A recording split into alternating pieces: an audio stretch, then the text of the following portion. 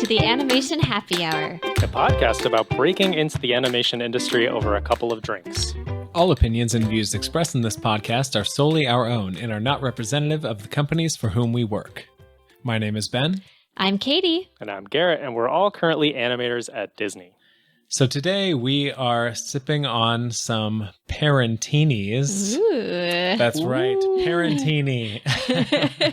So, I'll be honest with you. This was one of the most fruitful episodes we've ever had in terms of drink names. Yeah, so many options. Tons what were of some options. of the other ones we had? Well, my favorite was Mom and Daiquiri. But then we kind of realized that was heteronormative, so That's we were right. like, ooh. We're not about that on this podcast. Yeah. I mean, we're pro, but not exclusively pro that, right? Yeah. And we also thought of like Mommy Mule and Mom Collins, but then we realized I'm getting ahead of myself. I was about to say work-life balance is not just an issue for mothers. That's true. It's also an issue for fathers. That's right. Well said. Yeah. And Garrett, what are you sipping on? Unpaid over teeny over Unpaid there. over teenies. Also That's very what I've important to had too talk many about. of. That's right. Too many in my life. Tonight and over the course of your career. That's correct. So ultimately we landed on Parentini. So if you're listening to this and it's 10 a.m. on a Tuesday, go ahead and make yourself a Parentini and sip it as you're drinking this or as you're listening to this. Good Lord. But yes, today we are talking all about work-life balance, if you couldn't have guessed from that amazing I totally segment. That rambling intro. I completely gave away early on. That was great. It was foreshadowing. But this is a super timely episode because, all of us have been working from home for like many, many months, and that makes it really tough to balance our work and our personal lives because we're just always at home. So we thought it would be really cool to do an episode about that. And honestly, if you're someone who is serious about having a long-term career in this industry, prioritizing your work-life balance is like really crucial so you can avoid burnout. Mm-hmm. And speaking of burnout, we're going to be talking about that. We're going to be talking about toxic work cultures, the importance of taking breaks, vacations, parenting, spoilers, and a lot of other stuff. So stay tuned. Yeah, I think this is one of the questions that we get most often from our listeners, which is how do you maintain work-life balance in the animation industry? Is that even possible? Can I even think about having a family someday and having children? And we are super passionate about this question, but we fully recognize that we aren't even fully qualified to answer this question because none of us have children. We want to tell you how to parent. Yes. Yeah, that's right. How do you juggle children and babies? But we don't know. So we decided to invite two of our very good friends and fellow coworkers at Disney, parent animators and an amazing married couple. A big animation happy hour welcome to our special guests, David Stodolny and Rebecca Perez. Woo! Thank you both so much for joining us. Thank you. Thanks so much for having us. Thanks for having us. Super pumped to have you guys on. And we'll kick it off just by asking you guys to give some quick intros on yourselves and your background, how you met. Why not? Let's go back there. And kind of just What's the age group for this audience? Mature, all the way mature. Yeah. Only mature. You must be over 18. We're going to put an You have to sign explicit in. rating on this. Wowza, I don't know what's coming next, but I know I'm re-listening to this when it comes out now. Yeah, but then also the drier stuff, like your kind of a brief resume and background. Oh, that's what I was talking about. What were you talking about? Boring. Yeah, we can kick it off with David. Cool. Thanks again for having us. I've been animating in this industry for almost 20 years, I guess now. And Wow. I started in Toronto, where I'm from, the Toronto area, and sort of started in, smaller projects like direct-to-video movies and TV shows and stuff like that. And so I was I was working there, and then there was a feature that came in to the Toronto area, and I jumped on to that, and it was my first feature, which gave me the experience to apply at the larger studios in California. So I came down and worked for Sony ImageWorks for 5 years and worked on a bunch of animated movies there, like Cloudy with a Chance of Meatballs, Open Season, Surf's Up, stuff like that. Oh, And then so good. and then went to DreamWorks, where I worked on How to Train Your Dragon, Kung Fu Panda 2, Turbo. I worked on so many there because they always have so many movies going on. Puss in Boots, Home, the Penguins movie, which I love. Yeah. And then I made the switch over to Disney, which has been a lifelong dream of mine, and worked on Zootopia, Moana, Frozen 2, and now I am on Raya and the Last Dragon. Yeah. Wow. Awesome. And yeah, so I'm Rebecca. Thank you for having us. And this is a super important topic, so I'm really glad that we get to sit down and talk about it. A little bit about my history. I actually we have the same amount of time in the industry. I've been doing animation for about 20 years. Started in games at LucasArts right after college. They're no longer around, sadly. After working there for about 7 years, I really, really wanted to get into feature animation. So I went to Animation Mentor and beefed up my work enough to get an assistant animator position at Disney. You were actually in the first class of Animation Mentor. Very first class. Oh, Wow. Animation Wow. Before anybody even knew what it was. So I just knew that's it was so called cool. Animation Mentor and I needed an animation mentor. So it was a perfect fit. Perfect. So so I beefed up my reel, and Jason Ryan was one of my teachers who was a supervising animator cool. at Disney. And that's where I started. So they hired me as an assistant animator, and I worked on a couple of films. And then left Disney after Bolt, and then worked at a couple different studios, including Sony, where David and I met. That's where we actually met. The story's longer, but I'll condense it. After that, I only worked on Cloudy with a Chance of Meatballs there. And then ended up at DreamWorks for about 5 years and also worked on How to Train Your Dragon. What is it? Turbo. Wow. What was the Kung Fu Panda 2. Kung Fu Panda 2. That's right. Yeah. A really fun movie. Megamind. Love that Megamind. movie. And then most recently worked at Pixar for a little bit of time, which we'll go into too, because that's a really good story about how couples can kind of balance each other out and help each other in your careers to kind of achieve things. Yeah. Got to work on Onward as well as Soul, which will come out in December. And then now I'm at Disney working on Raya. Yeah. That's awesome. You- Holy cow. Rebecca, you Good said Lord. you worked at Lucas Games, or was Yeah, it? was that the name LucasArts. of LucasArts. What was some of the games that you worked on? Because I feel like I played a lot of those games. Oh Thinking God, now. Star Wars Battlefront, Oh my Rogue gosh. Squadron. Oh man. I definitely played Battlefront. I played Rogue Squadron. I was all about Rogue Squadron. When I found out she worked on that, I was like, Mind "Can I get an autograph?"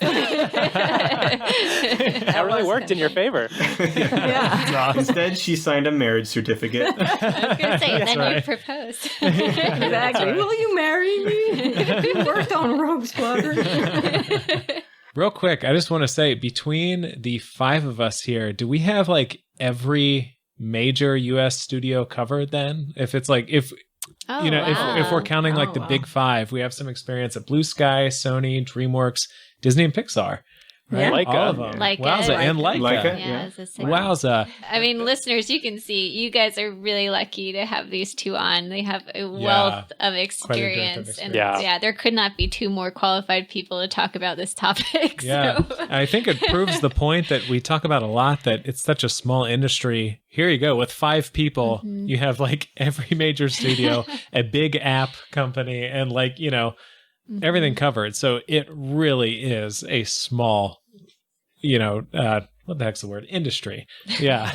So, yeah. But again, thank you so much to David and Rebecca for joining us. We haven't had guests with the breadth of experience and knowledge that you guys have up until now. So this is pretty awesome. So with this episode, we're going to structure things a little differently than some of our past episodes. For this, we really wanted it to be very free-form, conversational, and discussion-based. So we hope that there's a lot of value in having a very open and honest discussion. We didn't want to have just like a 10-point, these things are what you need to know about work-life balance. It really is such a something that's so unique to each individual person, what your goals are in life, both personal and professional. So we're going to keep it pretty loosey-goosey, but still have some great info for you. Yeah. So to kick it off, I think we are just going to ask the very simple question, what is work-life balance? Why is it important? And I mean, I think the term work-life balance is fairly self-explanatory, but for me, I would say work-life balance is sort of this never-ending struggle, yeah, for basically how do to use the most pessimistic word as possible. Well, yeah, I guess I was trying to avoid being negative, but it's really this never-ending goal, challenge. There you go. Where you're trying to juggle the demands of your job and your career versus prioritizing your family and your health and personal goals, and it's always sort of an evolving struggle as demands and responsibilities shift over time, depending on if you get a promotion at work or if you have children or anything. It's not really a topic or subject where you have figured it out once and then you're set for life. I think it's something where I'm constantly reassessing. I'm always constantly kind of looking at, is my life properly balanced? Are these the priorities that I want? And shifting it over time. But yeah, what does it mean for you guys? Yeah, I think I agree that it's just kind of this ever changing thing, and we have a tendency to think of work and life as so separate. In a lot of ways, they should be, but I think the reason we want to talk about this is because if you're able to achieve a better work-life balance, I think a lot of times a lot of artists would agree that it actually makes you a better artist too. If you're, making sure to be disciplined about that and not just burning yourself out. And I'm specifically so, excited to talk about it today because I think, especially when you're a student, it's so like put on a pedestal, this image of like the artist who never sleeps in their bed. They just take a nap at their desk and, are pulling all-nighters. And totally. And it's such a shame because that is so the opposite of how you should be living your life, especially when it's just not sustainable, especially when you've been in the industry for, we're talking to two people who have had fantastic careers for 20 plus years, and they would not, you can't not sleep for 20 years, like you need to figure out how to have a healthy lifestyle while enjoying a fruitful career. So yeah, it's kind of considering all of that stuff is what I think of. I think also what's interesting about what you and Katie just said is I'm kind of hearing it from your point of view, and I still can totally recall that for me, like coming out of school and getting into the industry and all that kind of stuff. But the hard part is when you're younger in the industry and in school, actually, work and schoolwork and even like, your first job, it is your life because that's what you're into at that time. Or for me, like my hobby growing up was animation and art. That's what I did. Like everyone else, I'm from Canada. Everyone played hockey. I never did because I was inside drawing. So, so I felt like my career when I got into it and school and my schoolwork was my hobby, and I finally got to do it 24 hours a day, and I loved it. But then again, sort of going into the topic about work-life balance, career was really important and fun for me. I enjoyed it I still enjoy it. But as soon as we had kids, things changed a bit where still my mindset was the same thing. I was like, this is all it's ever been. Like I've loved work. This is my happy place. And then I had to figure out how to kind of change my time and figure out how to also enjoy work as I always have, but also still find a way to, find out how to be a dad, because no matter how prepared you are for that, you have no idea how to be a dad until you are a dad and you're figuring that out and stuff like that. So I don't know if it was the same for you. Yeah, I think something that came up with everybody is just, I feel like it's a journey. Like it's not just a destination. It's not like this is how you do it and this is how it'll work, because it works to different degrees based on where you are in life. Like what you were just saying, David, like when you come out of school and you're getting into the industry, like it was fun for me to work late hours animating, and all my friends at work were the people I would hang out with. So when we were done at whatever time, 8 or 9 at night, we would all go out to dinner or go out to have drinks, because that's where we all were in life, right? And that's where you got that social aspect. So I felt like it was balanced. I never felt out of balance working those insane hours looking back now. Because I was with friends. I genuinely enjoyed that process. However, obviously when you start aging or growing at different points of your life, different things become more important, right? And so when you're out of school, what's most important is like yourself and your work and you're passionate about those things. But then you meet somebody, right? And then all of a sudden, well, you want to devote some time to that person that you're with, and them to you. And then that evolves from, casually dating to then something more formal. And then that evolves into, oh, well, are we starting a family? And then so on and so forth. So I think at each one of those times, it kind of ebbs and flows, like how you would deal with that work and life balance of how much you want to devote your time sitting behind a desk and how much of that is unhealthy. And then you need to step away to kind of give the other portions of your life a little bit more water. That's at least been my experience. That's awesome. I feel like something that you all touched upon was the fact that maybe this is overlooked, but we all go into animation because we enjoy doing it. Like it's something we like.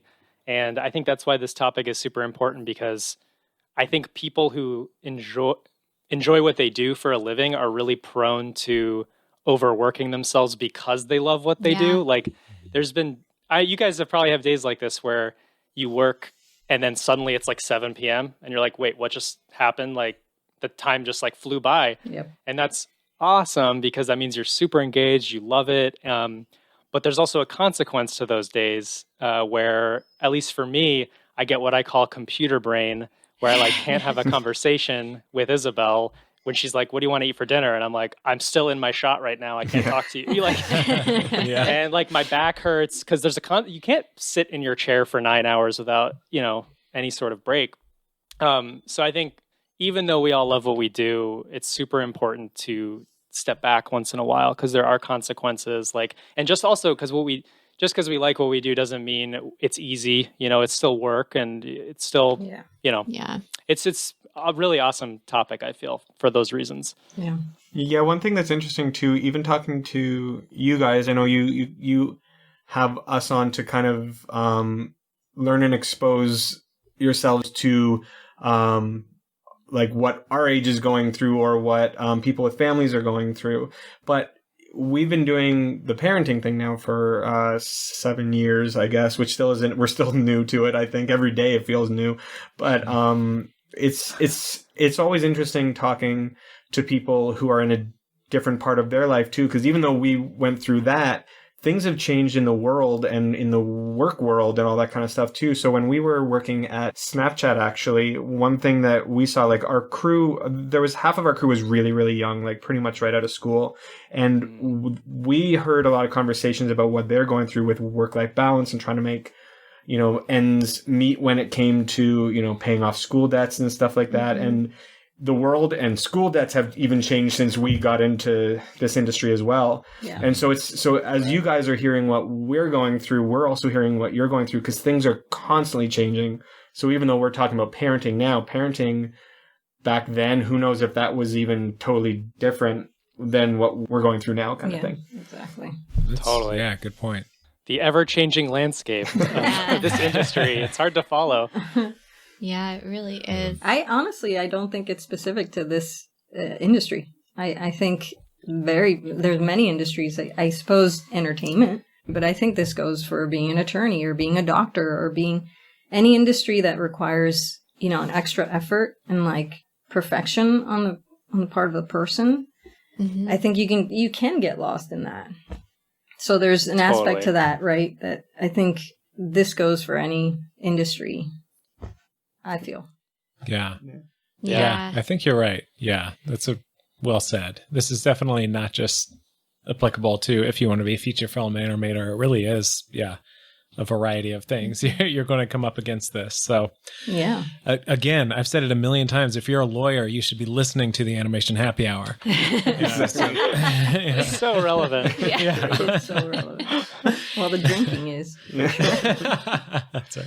I wanted to pick your guys' brains about work culture in the United States in general. And maybe this is me going on a little bit of a soapbox, but I think it also informs like the animation industry as well. But like, I feel like it's no surprise that America and the US is kind of known as a pretty workaholic culture. Yeah. And one evidence of that is like vacation leave in the US is not guaranteed. A studio does not need to give you any vacation time, which was a surprise to me. I thought 2 weeks was like the minimum amount of time, but there is no minimum. And if you compare that to like the European Union, they give 4 weeks minimum. Oh, gosh. I know. I was like, dang. And I think that fact speaks for itself in terms of how the U.S. prioritizes vacation. And I think it's not just a policy thing. I think it's also cultural. I think like we take pride in working a lot of hours, pulling all-nighters. It's, you know, what we do is who we are. And we make fun of Europeans for taking lots of vacations. I don't at all. That sounds glorious. David makes fun of every European. Send him emails. No, I'm kidding. But I'm curious. I wanted to open this up because, you know, I haven't worked outside the U.S. and I'm sure there are areas where like the work-life balance is a lot worse. But I also know that there's probably areas for improvement. So I'm curious if any of you guys have, I know you guys mentioned you worked in, like David and Rebecca worked in Canada, what that's like, or just anecdotally, if any of you have worked outside the U.S. or what your thoughts on this are. I personally have never worked outside the U.S. David worked in Canada because he's Canadian. Oh, gotcha. Yeah, because that's where I grew up. So my first job in animation My bad. Yeah, it was near where I grew up. And because that wasn't a big studio, it was like a mom and pop shop at the time. I think it was very similar to smaller studios here. They're just trying to get they're trying to get the job. It's kind of like, it's a, what's it called? Gun for hire? Or... Gun for hire type thing. Well, no, they tried to always have their crew that they called their family and stuff like that, but they were very small studios. So what they did, they would try and bid on other projects. So pretty much it's the same thing. Every studio in Toronto is trying to bid for the same projects and they're trying to undercut the other studios, and therefore people who work for them are getting paid less and less. So it's very much the same thing as being a what's the word? Something house, a freelance or a in-house commercial house, I guess. You know, trying to just bid for those jobs, and so they get people as as cheap as they can and all that kind of stuff. But they at the same time, because so many people at those studios quite often are very young, you get that hunger, and they kind of feed on that and try and make it a family environment, and everyone loves it there. But it's I'd say that industry is very much the same as the U.S. industry of small studios as well. Now that being said, Canada over the past few years has done very well for animation. A lot of big studios are actually opening up others or sister studios up there. So there's again a lot of talent is from there as well as moving there actually. Do they get, I'm not sure if you know, do they get 4 weeks of vacation a year? Oh, is that no. I think there are people who have been at some of those studios, like some of the senior level people who have been at those studios for a long time. They get that kind of like here, if you're extended, if the longer you work, the more vacation you get, in your contract and stuff like that. But I think it's pretty much the same thing as here, like 2 weeks. But there are really amazing benefits that Canada does have that we don't, like parent leave. Yes. When you do have a kid, like here, I believe women, maternity leave is a maximum of 3 months, and parental, so the father would be able to take 2 weeks. 3 weeks. I think I got 3 weeks. Wow. Hold the phone, guys. Oh, Three okay. weeks. 3 weeks. Well, by 3 weeks, the child okay. is self-sufficient, right? They can kind of fend for yeah. themselves. And in Canada, they get a whole year. Wow. And it's a leave, a parent leave, I forget what it's called, but it's up to the parents to decide how to distribute that. So you get a full year after the birth of your kid. Between the couple. Between the couple. So like you could decide, okay, I'm going to take 6 months, you're going to take 6 months, or I'm going to take 3 months, you're going to take 9. Like you could divide it however you want. Yeah.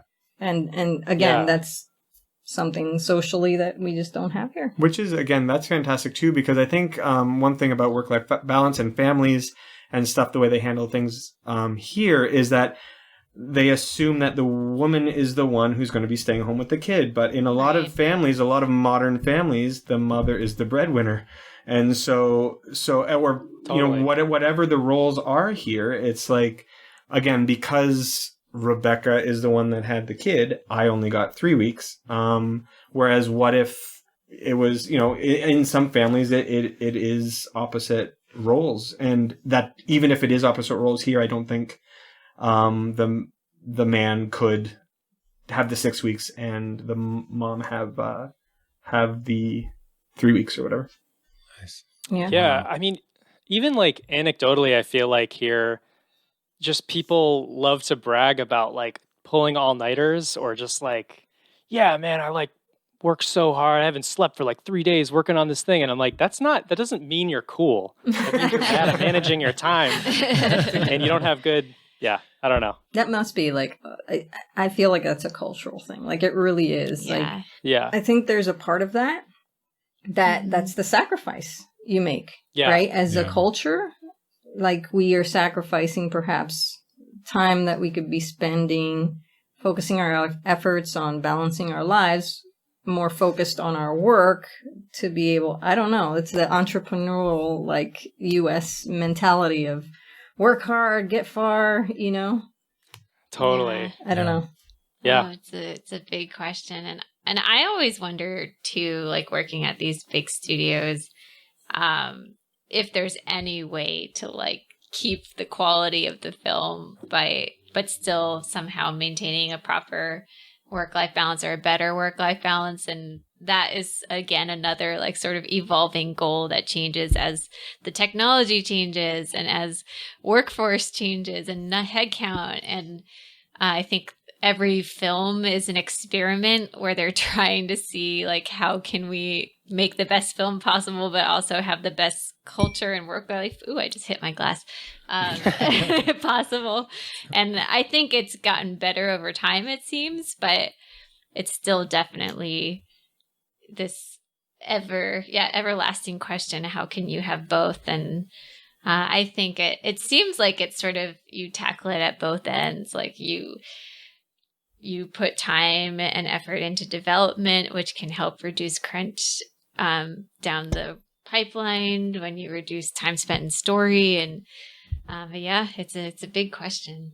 I think also about that, I think it also depends on the studio and the culture of the studio, because I think we've all worked at studios where certain cultures are about just working your hardest and just whatever you have to do to get the project done and all that kind of stuff. But then you've also worked at other studios that are a bit more chill and their schedules are a lot nicer, and it's more about having that work-life balance while still getting the product done. We've actually worked for smaller studios where the producers are like, okay, we need this yesterday. They don't put any planning into what's the best way to get it to the end goal. They set the deadline, and then however you get it there is how you get that there. And then so working at this studio that I'm talking about, once those producers kind of like, we were constantly pushing back saying we need work-life balance. We can't just kill ourselves for you and expect a good product. So we were pushing back and really trying to find a good compromise. In the end, they actually realized we were very capable of kind of continuing this team on our own. They had another passion that they wanted to go off and do, and they kind of left it in our hands. We kind of went, what? Where are you going? But at the same time, it was on us then to prove that we can make that work. And as soon as those producers left and we were producing it and directing it and trying to get that flow working, everyone was much happier. And we knew, again, that don't set the deadline first. Actually plan to see how long this product will take and make the deadline that. Now, at the same time, to play both sides. Sometimes when you're doing work for clients, you're doing the deadline based on what the client's want is. We were very lucky where we got to set the deadline based on our team. But that again being said, you can make it work, but in every studio, the puzzle is very different pieces depending on who's there, what the product is, who's paying for the product, all that kind of stuff. Mm-hmm. I think that it does transition well, though, to kind of talking about what are sort of the specific work cultures and demands of the animation industry to consider, because I think a lot of our listeners sort of hear horror stories about like excessive overtime, 7 days a week or 70 plus hours, or unpaid overtime, that kind of thing, and wondering, well, of course that doesn't sound conducive for building a family or that kind of thing. So yeah, maybe we can all kind of speak to what is unique about the animation industry and what are the challenges it presents for work-life balance. Probably listeners are like wondering, like, is it feasible to have a family and be in this field? I think the short answer is yes, because when you want something in life, you'll find a way to find a balance for it. It may come with its challenges, right? And you may have to find ways of reshuffling and rebalancing your life. The way I look at it is, you can't have everything up here. So if this is what your career is and this is what you're going to focus on, then you're going to miss out on a lot of different things. But if you want to have children or you want to have a relationship, you got to look at yourself, 40 years from now when you're past the point of having achieved the goals of animation and a feature film. Where do you want to be in life, And so at least for me, like I've always looked at my life as it's bigger than animation, like at the end of my life, will I look back and is, corny and cheesy as that sounds, like, are you going to look back at, oh my God, look at all the animated films I worked on? Yeah. Or are you going to look at other things, right? And I knew I always wanted a family. I knew I always wanted, to have a relationship with someone, that life was more than animation. And so I found ways where we could make something work, like both building a relationship with a partner that also sees those values as is important in their own lives. And then when you have kids, then you've got to let go of other things that you probably would have focused your time and effort on. Like there's only 24 hours in a day and you can only do what those 24 hours allow you to do. And a portion of that is sleep. A portion of that is eating, hopefully showering or some kind of activity. Maybe. Hopefully. And then if you're adding kids to that, then something else has to be kind of compromised, and that's how you achieve things. So maybe that means, I know in our relationship, we've ebbed and flowed, and I think that's why it's worked between us. So there have been times where, like, just great example was my year at Pixar. My year at Pixar could never have happened if I didn't have a supportive partner. That we together discussed how that was going to look. He knew that was always a dream and a goal of mine in my professional career, but we have 2 kids and we have a life here in LA. So what is that going to look like? Well, that just looks like maybe this time around, he's going to sacrifice some work time, and focus more on life at home and taking care of kids. And I will focus my efforts more on my career. Right. And in that year of our lives, that's how it was managed. But in the year before, I took kind of a backseat to perhaps his career.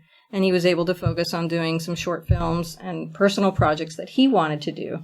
while I worked, right, and took care of the family. So between us, each year, each time we have a goal coming up, that's how we've ebbed and flowed in our relationship. And I think, again, you have to choose a partner, in my opinion, that complements that and also has the same values of what they want and the same goals. I don't know if that's how you feel too. Yeah, honestly, I feel like we've always talked about this kind of stuff. What the hell are you talking about? Yeah. I didn't think I was talking about. You don't support me 100% all the time whenever I need it. What? No, I think that's actually something that we've always been very open about that stuff, and also talking about being there for each other and that kind of stuff. Like, it was really hard, I think, for me to see someone who has worked really hard on her career, and then she, when we decided to have kids as a family or as a couple, we decided to have kids, but then her career was put on hold for those first couple of years. And not everyone does the first couple of years. We'll say that, like, you don't have to necessarily do that. We decided we wanted a parent at home, kind of seeing the kids kind of grow and being there for them in those first few years, just to because that's what was important to us. But that being said, she took 3 years out of her career to take care of the kids while I worked. I always promised I'd somehow try and pay that back. And whereas not, again, there's lots of people that don't, they still feel like the role of a mom is a mom. The role of a parent is a mom. And I don't think we've ever felt that. It's whatever works for you. And so when we saw this opportunity, again, for you to go to Pixar, which was her dream, like, she's always wanted to work there. As soon as that opportunity came up, we're like, yes, we'll find a way to do it. And again, I was at home working on my own projects, which was also an incredible experience, like spending my time being able to work on my own stuff. But as soon as that opportunity came up, we're like, I will go back to work. I'll go back to work, and because we have to be able to afford for you to do that. And again, I don't regret it. It was a long year. It was a long year because then, but it was great. I got to experience, like, anyone who says moms stay home and just sit and watch TV all day, and how easy or how hard is it to give a kid a bath, really? Like, I was in that role for a year, and it was hard, but I also am so glad I did that, and I got a sense what moms go through as well. So yeah.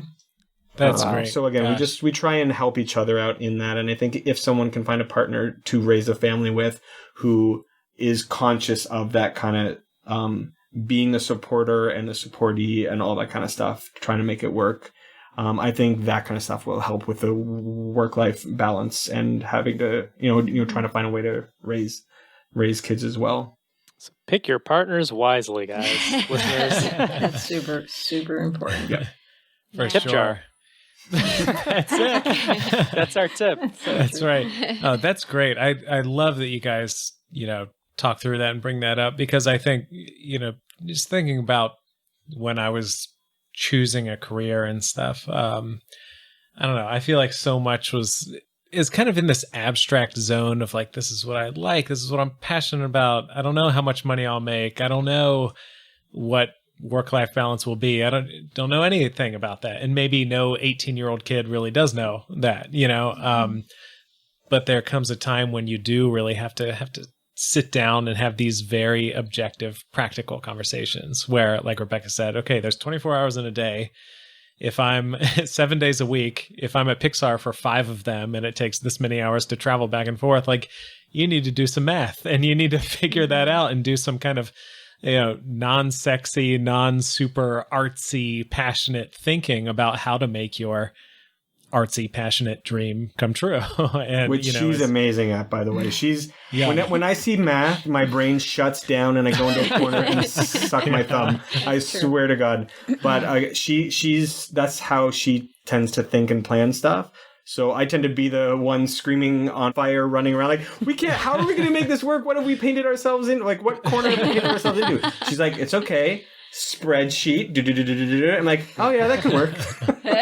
I do a lot awesome. of graphs and Yeah. color charts. And that Nice. seems to do the trick. As soon as you see it, like when I would present things like on an artistic level, like a visual sense, Yeah. like here is the plan. Here's the weeks. This is what you'll be responsible for. This is where I come in. And, you know, it kind of like laid it out in a simpler visual way to kind of be able to consume it without being like, but, you know, what about meals? And what about giving them baths? And what about, you know, you just start breaking things down into like, what do you need to do every single day? Okay, put that on a schedule. And like, yeah, my brain becomes- doesn't work like that, but No. I'm so glad yours does. Again, by picking the right partner and complimenting each other, and what the other one gives, you'll find your own way to contribute as well, and you kind of feed off each other and help each other in that way.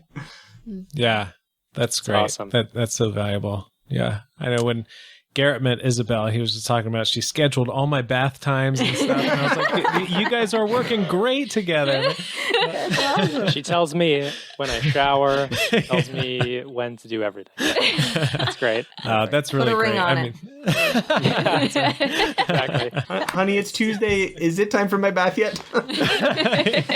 You're 2 days late. that's it. Yeah, that's it. I am curious to ask, like, as parents, how has things how have things evolved as your children have gotten older? Like, I would guess that the responsibilities kind of shift. Like, maybe your kids become old enough to give themselves baths. And how has, like, is there a period of time that was especially hard, and have things gotten easier? Yeah. It's a really fun. good question, by the way. That also, like every other answer we're gonna give, ebbs and flows. Yeah. Like when they're first born, it's so difficult in many ways, but so easy. You're Because- just trying to keep them alive. Yeah, but you're in control of everything, right? You control when they eat. You control when you change them. Like there's control level on your end. Fast forward, you know, when they're whatever, when they start really having a personality is around 3, 4, 5. Then all of a sudden, when you're like, hey, it's time for a bath, they will have an opinion back about, well, no, it's not, or no, like I'm Garrett. not. Just like Garrett. I never want to take my bath. We're still waiting on him Mom. to develop that personality. It's going to be the picture on the Instagram. Me in a bath. That could be the picture. Oh my gosh, it's like such valuable information Yeah. from Rebecca. No, keep going. This is gold, man. This is gold. So it does change, like, as the years go by, like, what you think was difficult at first becomes like, oh, that was the easy part of it. And then later on, other things become more difficult. But then it's kind of cool because they do become their own people.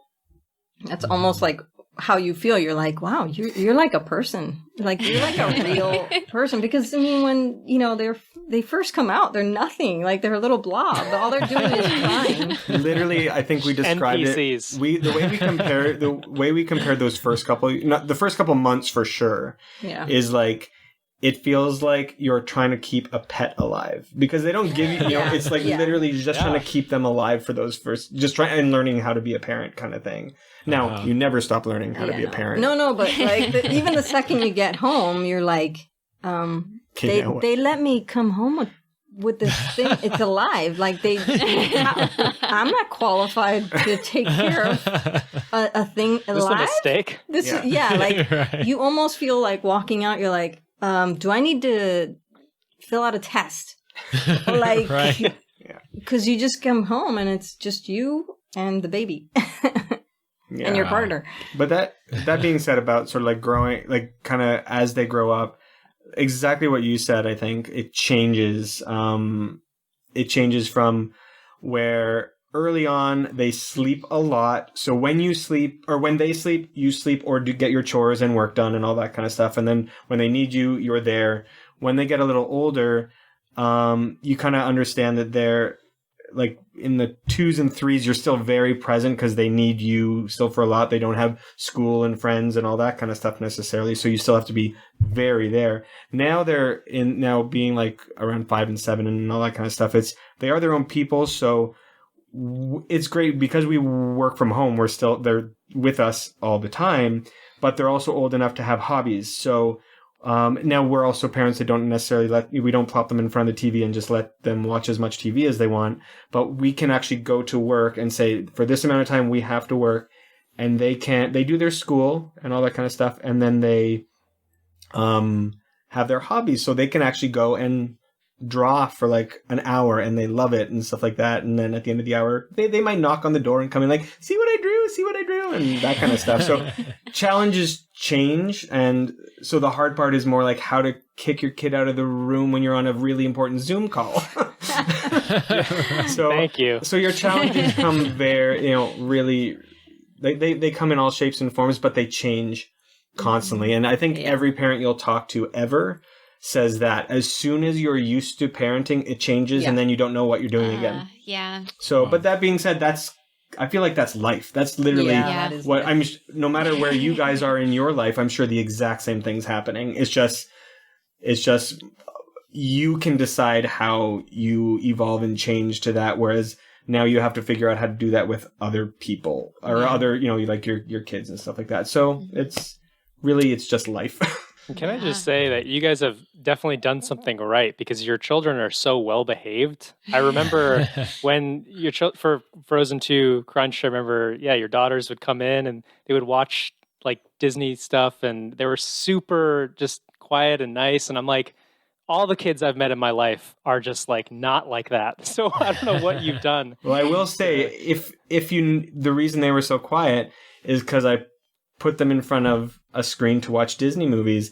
They don't get TV. Right. It's a treat for them. Right. So all of a sudden, it's like, kids who eat candy all the time, when you give them candy, they won't necessarily be super excited about the candy. And but same with the kids. And again, I'm not telling anyone how to parent. This is what worked for us. And we don't give them, they have TV as a Saturday, Sunday morning treat, but they don't get it a lot. It's always a special event when they get it. Right. So the fact that they came to the studio and sat down and they got TV, they were that was zoned the treat in. For them. Yeah, that was. Oh my! They're like, don't talk to me. I'm watching. Exactly. Dad, why don't you put in a couple more hours? It could use a little more polish. Yeah, exactly. But I think the same thing actually. It was so funny whenever we go on airplanes. Same thing. Like you always hear the kids screaming and running around. They get a TV in the back of the seat, and they can choose whatever they want. Yeah. So they watch Inception, and they watch Rambo, and all that kind of stuff. That's right. No, so they'll watch their movies, but like it may be an overnight flight, and because it's the one time they're allowed to watch as much TV as they want on like a 6-hour flight back to Toronto, they'll watch it from like the time they take off till 6 a.m. if it's an overnight flight, and they're like this, like they're bloodshot eyes, just watching the TV. As soon as the captain, as soon as the captain turns off that sign or turns off the TV, literally the bodies just go, and they just collapse. But it's a treat. So they're great on airplanes. Wow. Another, just a side note I want to make a point of saying. Like, before I was a parent, there's always the times where you like look over to another table where parents are, or their kids are unruly, or they're on an iPad or on a tablet or something. And I'd always be like, man, I can't believe it. Now that I'm a parent, I will never judge another parent again. Honestly, as a parent, you got to figure out what works for you and go with that.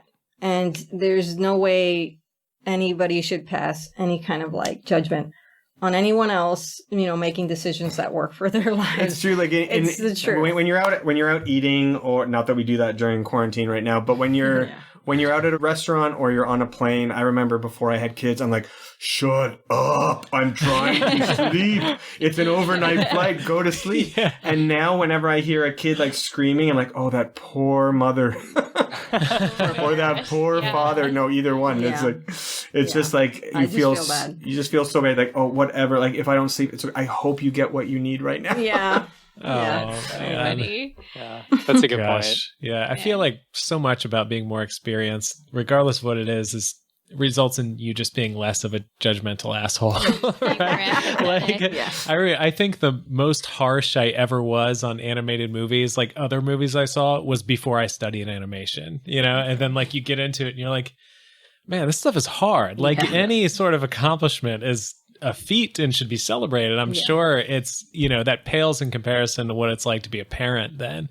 And then you see, even if a kid's screaming and being crazy, it's a healthy kid who's still alive. So you're like, hey, Exactly. I'm going to give you some props for that. Like, Again, that goes back to, the how much time you have in 24 hours. Like when we worked at smaller studios or worked on stuff where your quota is so much higher. So when we worked at Snapchat, we had to do a full body animation, sometimes 2 characters, 20 seconds a week, right? That was our quota. Wow. And Dang. we'd all jump into this thing, and we're used to 5 seconds a week, 4 seconds a week, whatever the quota is.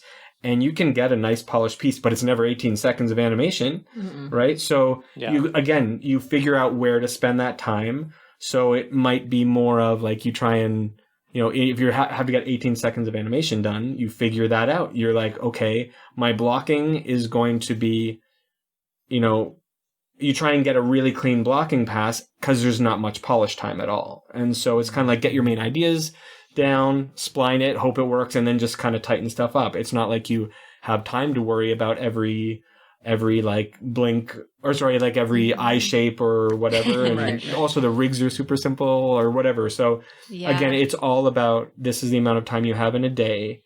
You have to prioritize. So that works for parenting. It works for different studios and different quotas and all that kind of stuff. Yeah.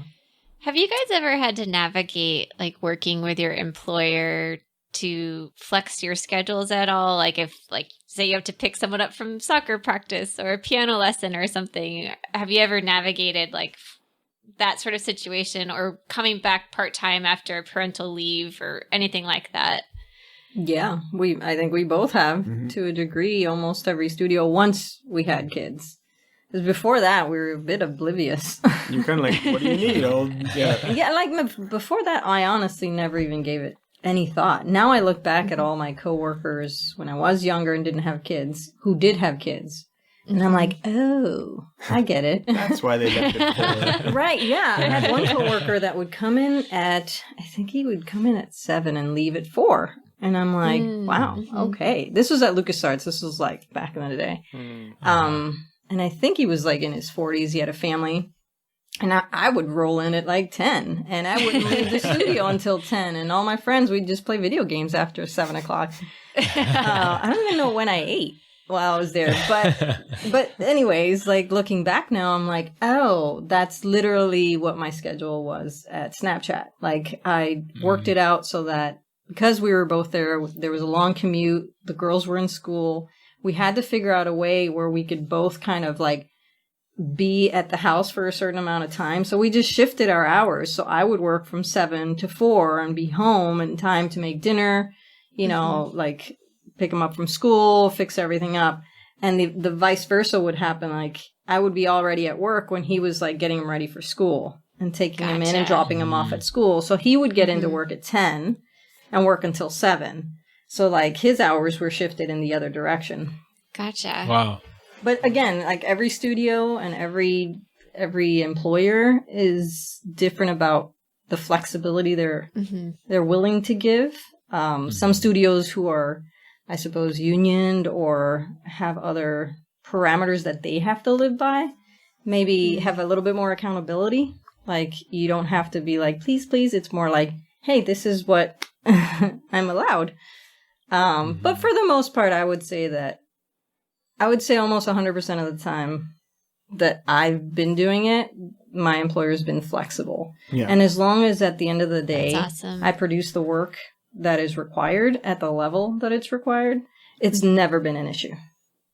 That's awesome. That's great. It's great to hear because I want to, I guess I want to be careful saying this because I wouldn't want to encourage anybody into unemployment per se, but like if you're in a situation where you feel like you are in a very toxic environment and being pressured to do things you're not comfortable with and feel like you're super undervalued, I would really encourage you to try to get into a different place, because that's not the whole industry. As you know, we have these two great guests, can speak to. They've had a variety of companies who were able to work with them. So it doesn't have to be torture. I feel like maybe that's part of the other American culture where it's like, well, it shouldn't be fun. It shouldn't be enjoyable. It's work, like Garrett said earlier, we all got into this because we like it. And you hopefully your job, if you're working in animation, is, enjoyable on top of paying the bills and everything. So don't feel like you have to stay in a very abusive environment if that's where you currently are.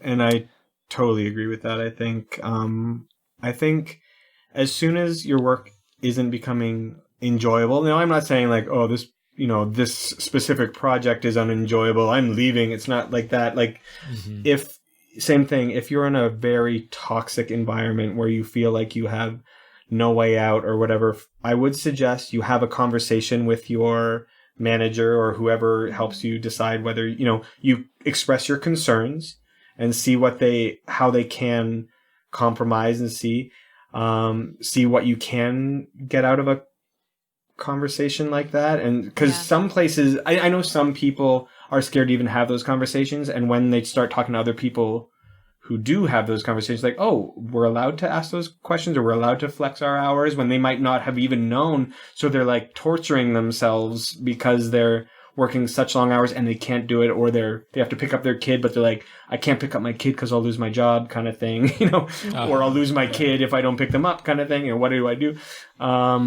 So really just have those conversations. But I kind of agree with you. If you are so unhappy that, first of all, the job's not enjoyable, as well as it's toxic and it's hurting your mental state, and it's like stressing you out beyond what you can handle, you might want to consider looking elsewhere. That doesn't mean quit your job on the spot. This is what I would say. This is how I tend to handle those kind of situations. Again, I've been very lucky in my career, but I don't necessarily just quit and like, well, screw this, and then I'll find something else. See what you can do. Have that conversation. Maybe start putting out feelers and talking to other people or other studios to see if there's any bites before you just throw yourself into unemployment. Again, everyone's situation is totally different, and so I don't want to speak for everybody, but really see what you can do to fix that stuff. And if you can, great. You might be happy where you are, or you might learn to, find out you can be happy where you are, or slowly put out feelers and see if there might be a place that will be more supportive of your lifestyle. That's very well said. Yeah, totally agree. And it sounds like straightforward. Like, of course I would leave a job I don't want to do, but when you're in that situation and there's a toxic work environment and there's peer pressure, I think a lot of people can get like trapped in that. Yeah, definitely. I have a interesting story. If we're talking about toxic work lives, I have a story, and depending on how brave I am, I will decide to cut this or not. But I think it's helpful to tell listeners about what they might experience. That's all of us we're in union studios, and like we've said before, union studios, it's like the bougie bouge of bougie. Like, it's great. We get overtime. Yeah, it's like it's the best. But I was not in a union studio all the time, and I'm sure all of us that had experiences before that. There was one job I had a while back, and I remember first off, in order to get the job, I had to do a week of work unpaid, which they called a test, but it was basically me doing work for like the actual project. It wasn't like they were going to assess my work. It was like, oh, come into the studio and do a work, and we'll assess if you're good enough, which I don't even think that's legal. I don't know if you guys... I don't think it's have illegal. I don't know. Gray territory. Yeah, it's gray territory. I don't think there's an actual law that says it's illegal. So anyway, I don't know. Well, there you go. But we don't know. I'm not sure. I don't know. Yeah, but like, I was doing that week of tests, and I was desperate, of course. I wanted to find work. And I remember at the end of the day, I was like, okay, it's like 7 p.m. and no one's leaving, but I want to leave because it's the end of the day. And so I went to ask the boss. I was like, hey, can I go? I finished my work. I'll see you tomorrow. And he was just like, it's up to you, man. What do you want to do? What do you want to do? We're all here. Oh, man. We're all here. We're a team. Oh, What do you want? Oh And man, I was like, we gotta put this video footage on. Of Garrett acting it out. Oh, The yeah. way you act, Sorry. Animated. I'm acting, I'm embracing all of the bro energy. Just imagine me being a big bro, being like, hey, yeah, what do you want to I do? can't imagine that. I can't. I'm trying. But like, of course, I sat back down immediately. I was like, oh, yeah, I totally want to stay, sir. Yeah, I apologize. So I sat down because anyone in my situation, I feel like, that you're getting assessed. You don't want to, yeah. So I sat down. I ended up getting the job, and that sort of set the tone for like the whole job, where like it was this weird game with the employees where no one would want to leave first, and it was like 7 p.m., 8 p.m., 9 p.m., and I'm just like, man. what the hell is gonna happen? Yeah, and I remember at a certain point, We I are was cruising right through bath time today. Isabel's going to be mad. I have to take my bath. It's 8 p.m. She's going to be like, what the hell is Garrett talking about down here? I'm going to miss my 20-minute window for my bath time. So I was like, I got to get home from my bath. And at a certain point, I was like, I got to leave. And I would try to leave on time because I'm like, I'm not getting paid for this time. It wasn't like we were getting overtime. No. And I remember I get comments from coworkers like, you're not being a team player. There's always more work for you we can give. And like, it's one thing to hear that from your boss, but to hear that from coworkers too, I was like, oh my gosh. So I suspect that a lot of people, especially non-union studios out there, probably work in places where unfortunately they are, they have peer pressure and they are in these toxic environments. And what I would say, don't be afraid to say no. Don't be afraid to leave on time. Like I never got punished for leaving on time, even though it was really hard. And I got a lot of like comments about it. I never got fired for the job because I did good work. And, I think having respect for yourself is really, really important. And it's really, really hard unless someone tells you who's like a veteran and says like, hey, dude, like leave on time. Like don't set the precedent that you're going to stay hours and hours and hours after work. So we're telling you, I mean, if you guys feel the same way, I think it's good to stand up for yourself in these times. Yeah, I think. Please. So what studio tell was me. that? What were their names? They sound like dicks. Yeah, I don't even know if this will be. I don't know if it's valuable. I think it kind of is. It's No, I very think it's valuable. very I think very it's super valuable. valuable. Yeah. Honestly, Yeah. I actually thought those times had changed. Because again, like my experience, and I won't name names, but I've had the exact experience you just said right there. Exactly. Except it wasn't my first job, right? So the pressure, and it wasn't my dream job either. So there was nothing precious about it other than a paycheck. Right. So the fact that it wasn't new in the industry and it wasn't my dream job, I think made me a little disconnected from caring about getting fired or caring about what people thought or pressured me into it. I was just more like, you guys want to work till 9? Have a great time. But I would rather, do other things unless you're going to pay me while I'm here. And I know at the time that after leaving, there was a lawsuit that went down afterwards. Ooh. And that company lost and had to pay, I don't know what the word is, retribution? Or Yeah. they basically had to pay They back pay people. estimated, amounts, which is never really what you Right. worked. Yeah. And so again, hearing your story kind of makes me feel like a bit sad because I thought there was a lawsuit. This was fixed. It's done. Not going to happen again. The same thing happened to a studio that I know of that some friends worked at, that they weren't getting paid overtime. Again, it was a small mom and pop shop. And again, they really make you feel like this is the family. You're doing it for the family. Your boss is leaving at 3 p.m. and going to probably like, go swim off the coast of Fiji off his yacht or whatever. But That's right. I remember, I think, and I don't even know where the call came from, but someone's significant other called the Board of Labor, or the Labor Board, whatever you want to call it, and reported the studio because it's illegal. This is in Canada. I don't know what the laws are here, so please look it up. Please look up your own state laws. But they called the Labor Board and reported them for not paying overtime because they were working weekends. They were working crazy long hours, and obviously the owner got pretty upset and had a talk about, I don't know who reported us, but someone reported us. That being said, it doesn't matter because it's illegal to, retaliate. And so they complained and they made it clear that they were upset, but they ended up having to pay overtime. So that's awesome. Yeah. And so, yeah. Awesome. Power to the people. Yep. Yeah. Right. Yeah.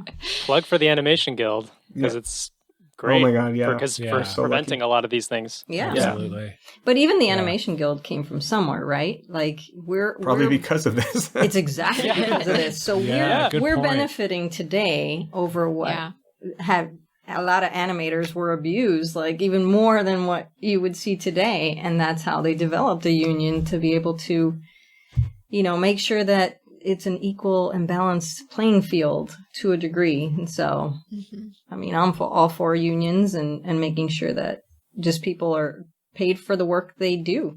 We might love what we do, but there is value to it. They're making money off the film they put out, or merchandise or anything else. And so an equal share. 150,000% agree. That's right. I'm going to eat one of my olive children. For those who cannot see what I'm doing, I'm eating an olive out of my Parentini. No context. Yeah. No context. Yeah. Just leave that. I'll cut it out. I'm going to eat olive my children. Dad joke. It begins. There we go. I love you guys. You're the best friends ever.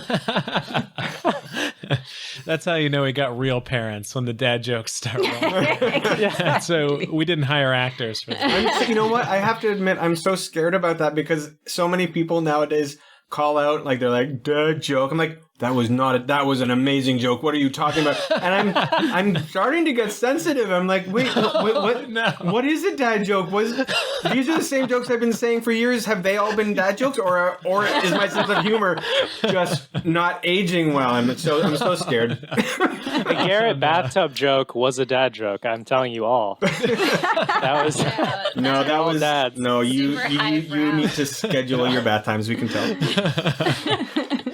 One thing I just realized, which is pretty unique to everybody on this episode, is that we are all in relationships where our partner works in the industry, and in two of our cases work at literally the same company. So I think it'd be pretty interesting to discuss, like, how do you guys leave work at work and separate your work life from your home life, especially when you have a partner who literally has the same job. And for us, I think it's a real challenge, especially during the pandemic when our computers are right next to each other and in a place where we relax at home. And I'd be curious if anybody has any tips or tricks that they've learned along the way. Honestly, I'd like to hear your side of it actually first. I'd be very interested because I know we've talked about it, but I'd love to hear your side first actually, because I don't think I've ever really talked about it with anyone else. So I'd love to hear your side. Man. or did that open up a whole can? It's like I got nothing. I just opened up a can of divorce. Yeah, that's right. Well, I do have a few things to say about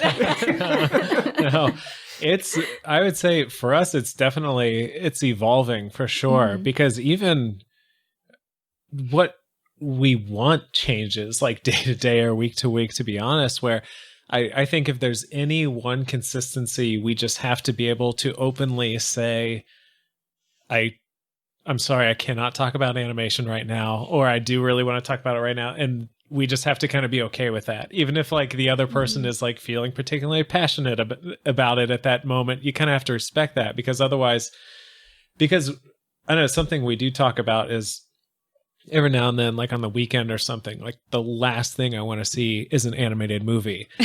But then sometimes I'll pop in an animated movie that I love, and I'm like, oh, I love this. Like, I'm so glad that I'm part of it. We have the same conversation. That's awesome.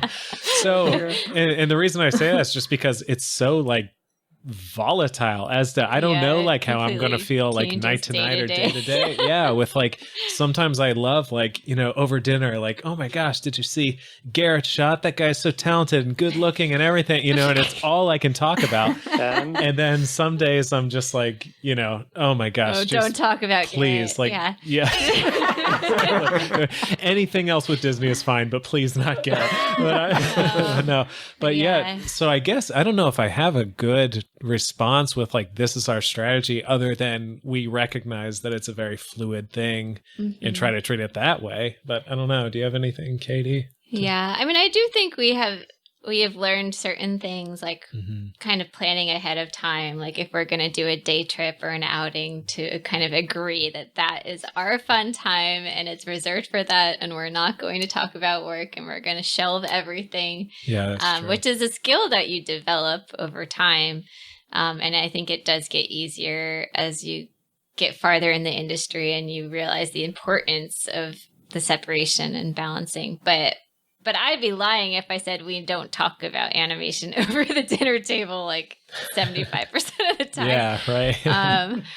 But yeah, it's definitely challenging. But then that being said, and I'm sure you guys will agree, I think the pros outweigh the cons heavily, just because you can so easily empathize with whatever I'm going through at work, and you can help me if I'm struggling with something, or and vice versa, for sure. Yeah. And there are literally times where like I'll have a dailies and think it went bad, but you're listening and you can tell me that it was totally fine. What are you talking about? That's like amazing. In that regard, it's extremely helpful. So I obviously wouldn't wish that you weren't in animation. Oh, thanks, pal. Yeah. I feel like one of the things, I mean, I think we can go into more of that kind of stuff as well, because I think we definitely feel very similar. I'll say one of the pros right off the bat is wrap parties. Wrap parties are fantastic. First of all, twice as many tickets to wrap parties. No, but honestly, the other thing about wrap parties is because we work at the same company, or not even the same company, same industry. It's you know, when I've had an ex-girlfriend that I brought to wrap parties, and you know what? I had an ex-girlfriend. You know that again, she was always able to hold her own, but there was still a bit of always making sure you caught her up with what the conversation was, and making sure she was introduced to everyone, which I mean, most couples are doing at those things. So that's one nice thing at wrap parties about being there with a couple, is you can kind of like go have your own experience, come back, you know, get excited about, so who have you talked to? What conversations have you had? That kind of stuff. And it's much more organic, I think, because it's just fun, because you can kind of have your own night, come back as a couple, have a good time together, and go talk to these people, blah, blah, blah. But I think wrap parties with having your partner at the same studio is awesome, especially when Rebecca worked at Pixar and I worked at Disney. It's like, yes, I get to go to Pixar wrap parties. Yeah, I will fly up for a day to San Francisco. That's fantastic. And then cool. She'd fly down and come see, she'd go to the Frozen 2 wrap party. It was so Hollywood. Like, so Hollywood. Like, hey, want to come to my premiere? Get on a flight and come up to San Francisco. It was so awesome. It was so out of body experience. So that's I'd say the con. The con. That's the horrible part. Sorry, I mean, you have so many parties to be at. What he really meant. That's the Parentini time. I wouldn't lie. No. Honestly, though, I think that is a pro. But I think there are. I think, yeah, like when we first got together, I think that was one of the first things. You're like, it's so nice. Like we can go to a wrap party and I don't have to feel like I got to introduce you, or it's freeing in a way because I'm so in the industry that even a conversation that I know nothing about, I could just jump in and have a conversation and vice versa. Like, and I'm sure that was freeing in a way, you know. But I mean, in my experience, I think I feel the same way. Like before David, I was married before, and I was married to someone who was not. I know, who was not in the industry. And whenever we'd have like wrap parties or stuff, it would be a similar experience, or even like being at home. You want to talk about an experience you just had at work, or I don't know, an understanding, or get someone's thought on something. And it was difficult to have those conversations. Yeah. And even like, I think what Katie was saying, like, there's an understanding when someone is in the same industry as you that, hey, I got to work, till 7 to get this done. I'm getting paid, it's not for free, but I need to work a few extra hours to get this shot out. And it doesn't have to be more of an explanation than that. Yeah. And I want to make one other statement, that marriages are hard in this industry. I've known several people who've gone through divorces in the course of it because, again, the work-life balance gets out of whack, right? And at a certain point, if you're devoting like an insane amount of time to work, that means you're taking it away from other things in your life that could potentially ruin those relationships. And when we got together, we experienced a relationship where we both had so much in common, right? Because we met at Sony, and then we moved on to DreamWorks separately, and we were able to discuss work and not feel like we're alienating each other in conversations, or even like, what you were also saying, where we would be like, let's not talk about animation tonight. Or I'm not feeling an animated movie. Let's not do that. And I don't know, in a way, I feel like we understand each other to a degree that someone outside the industry might have a difficult time doing. I'm not saying that it's not possible, but for me, I found in my relationships that this worked in a way that it balanced me and my life and the things that we do. Yeah, I feel the same way. I feel like even, talking about, films that, there's certain nights, I'm always the one, I'm like, hey, do you want to watch Aladdin? Do you want to watch Coraline? Do you want to watch something just like the really like, and she's like, can we just like watch Inception or The Departed? And first of all, so that doesn't even have to do with animation. All my friends out of the animation industry, they're like, your wife's awesome. She's like, she always wants to watch action movies, and you have to watch these stupid cartoons. I'm like, they're not stupid. But anyway, no, I think that was actually something, again, I think, to quote the same stuff that you guys both said. Once we got into our relationship, it just, same thing. We'd get home and we didn't have, I found actually the opposite. Like it's not like we had to separate, talking about animation. We didn't find ourselves talking about animation because we were at, DreamWorks at the time. So we were both we were in all the same meetings, we were on the same movie, and so we knew everything that was going on. So by the time we got home, we knew what was going on in each other's lives anyway. So it's not like we had to catch each other up on what happened that day, because we were in the same meetings. And so, obviously those kind of things happen where you want the other person's take on, well, you were in this meeting, what did you think about that? Or, this shot is very hard on me, and you were there when the soup or the director, gave me this note. What do you think about that? Like, we have those kind of conversations because sometimes those come up where you're like, I thought it was okay. What did you think? Was he just being too hard on me or whatever? Blah, blah, blah. So we've had those kind of conversations, but overall, you're kind of on the same page when you get home. So we don't really need to have those conversations. During quarantine, that's a totally different story. That's exactly what we're going through. Our computers are right next to each other. And so the hard part is, and And again, it's in the room where we used to come and watch movies. Yeah. This is where this room was our escape, and now we've actually found ourselves wanting to go watch movies on the more uncomfortable couch because it's away from our office. Yeah. So, but I think, when it comes to work, like working with your significant other and stuff like that, I think there's more perks to, or more pros to cons and stuff like that.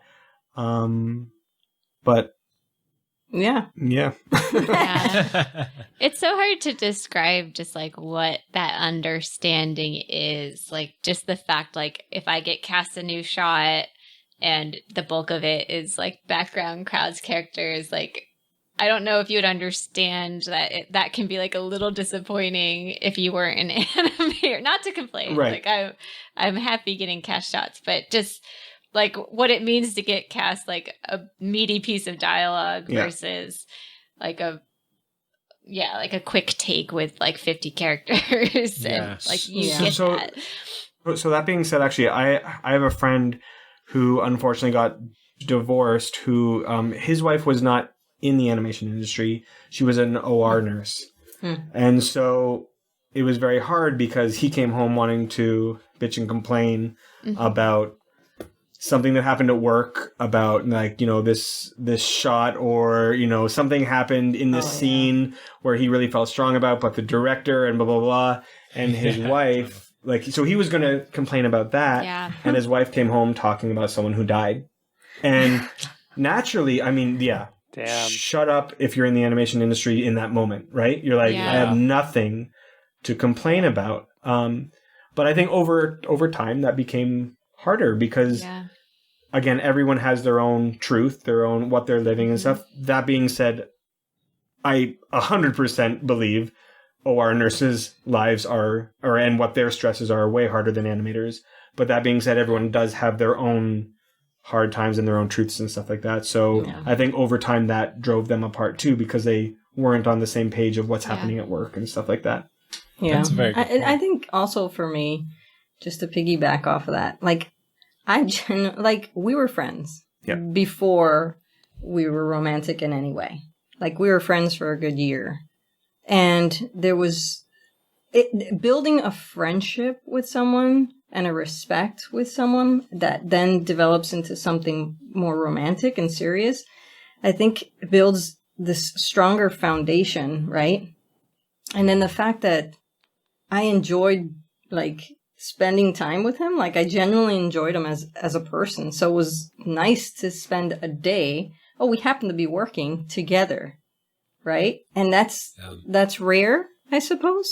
I don't think that you find that in many relationships where the two people in a relationship also work in the same industry and also work in the same company. Well, I think I've actually had lots of friends ask me, like, how do you do it? Like, you see each other all the time. Like, how can you work? I'm like, I love it. I love it because of all the reasons I just said, because you come home and you don't have to worry about catching each other up on each other's days that some people might not find the other person's day interesting or whatever, but we already know what's going on. Yeah. The difference is, I think, now with kids and going back to the work-life balance thing and being a parent in the industry, I think the hard part is now that we're, again, at home quarantining with our kids here as well, it's almost like I feel animation and working in the studio together is actually the escape, because we have so much time that when it comes to home time and kids and trying to figure out schedules and lunches and dinners and all that kind of stuff, that gets actually harder the more you're with each other, because so I feel like actually the work thing is easier for us now. So those were long answers from all of us. I hope that was informative at all. Very open-ended, I think. I think it was great, though. I do think it's really valuable stuff for people. I feel lucky just, we work 5 days a week, sometimes 6 days a week, and you work for the bulk of your adult life, and most people don't get to see their partner for that time. So the fact that we get to see each other and we have one life to live, I feel lucky. I know. Sure. Don't they say like you spend like what is it, 75% of your time at work? And those become your family. That becomes your family, right? That's the people you're seeing every single day. So, yeah. Yeah. Might as well marry him. Yeah, you might as well. I settled. What? I hate this podcast. This is like therapy and she's enjoying it. I did not settle. Isabel's obviously a storyboard artist, so she's not an animator. And I find that it's nice because we have a little bit of distance. Like, we're not both doing the same thing, but we're also close enough where, like, she can relate to a lot of the problems that, like, I go in, like getting shots or whatever, like any stress, like we can kind of talk about it. So what I was curious to ask you guys was, like, do you ever deal with, like, things like jealousy or anything because you're both in the same department? Because I know if Isabel was like an animator, and I would just be the worst partner. I would just be constantly jealous. Maybe it's not a big deal at all. You guys I think it's a great question. Yeah. I think it's a really good question.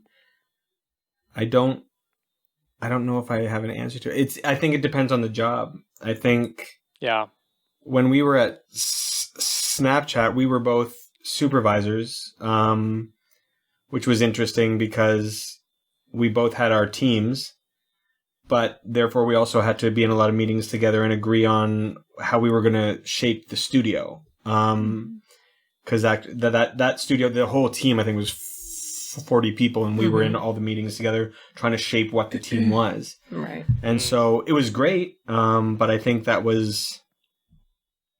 I don't think jealousy is the right term at all. I think it was more that, I think, above any job, and I know you've agreed because we talked about this last night even, that job, I think, above any job was where it was hard to leave home and work separate, or it's hard to separate home and work because we were both supervisors, so much of our heads were in that job and trying to compromise with the teams, and we had to not report to each other, but any ideas had to pass each other before it could pass to the team and stuff like that. That was one job I don't think we could separate home and work from, and it was really hard, and I'm glad we're not there anymore. That definitely was a challenging time. But I think I'm grateful for that time 100%. Because I think it made us stronger as a couple. Yes. To find... Well, we learned a lot from it, for sure. To hit some challenging roadblocks where we genuinely had to have discussions that we perhaps didn't agree upon. And up to that point, we had agreed upon things. Everything between us, honestly, up until then, was light and fluffy, and we love you and everything. Everything was great. And that was a tough couple of years. Job. Yes. Yeah. But again, it helped us grow closer together. I mean, I suppose that challenge could have ended the opposite way for different couples, right? And that's life. But if that answers your question at all. No, thank you for sharing. I know it's like a weird thing. So I mean, we've dealt it with it off and on. I feel like it was harder when we were younger and hadn't yet achieved all of the dreams or getting to the places we wanted to go, and we're kind not of like now where we achieved all our dreams. Achieved it all. I'm joking. That was mean. I shouldn't have made that. But I think it was harder when we were applying to internships and getting news at different times and not knowing where we were going to be. For sure. And then and then I think we traded jealousies when I went to Disney as a PA and you're working in commercials, but then you went to DreamWorks as an animator and I was a PA, but I wanted to be an animator. So I think we just have kind of traded it a little bit. Yeah. Yeah. But and now I think, sorry, go ahead. Oh, I'm curious to hear what you'll say. That's when you're quiet. Drama. Let's hear it. Spill that tea, Ben. That's right. No, I totally agree. And I think also maybe even more so than jealousy is one of the biggest challenges has been dealing with when one person is feeling particularly inspired and one person is feeling the opposite. Because sometimes that's not just today, that can be for like months in a year or something. And That's true. specifically, I remember at SCAD, a really tough time that we had to talk through.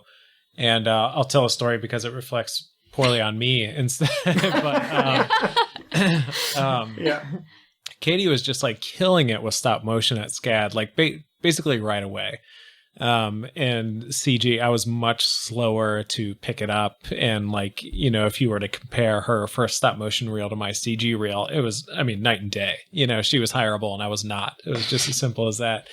And I would say stop motion's a much smaller pool, so it's easier to break no. into. Anyway, yeah, she's going to talk herself down, but no, she did really, really well.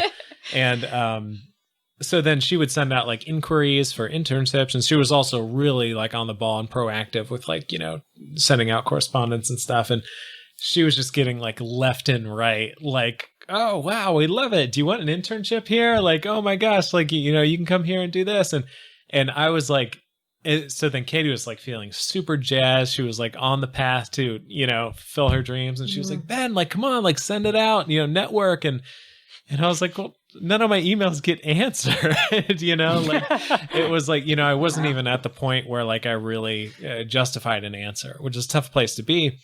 So I literally remember a time where I was like, oh my God, I think Katie had gotten like her dream internship at Leica or something, and I still hadn't heard back anything. And I was like, I just want to go home and curl up in a ball and not think about animation for a year. You know what I mean? Because I was very happy for Katie and proud of her, but it was really difficult. Maybe it was just a character flaw on my part, but to not then immediately directly compare myself and be like, wow, all these successes that I'm not having.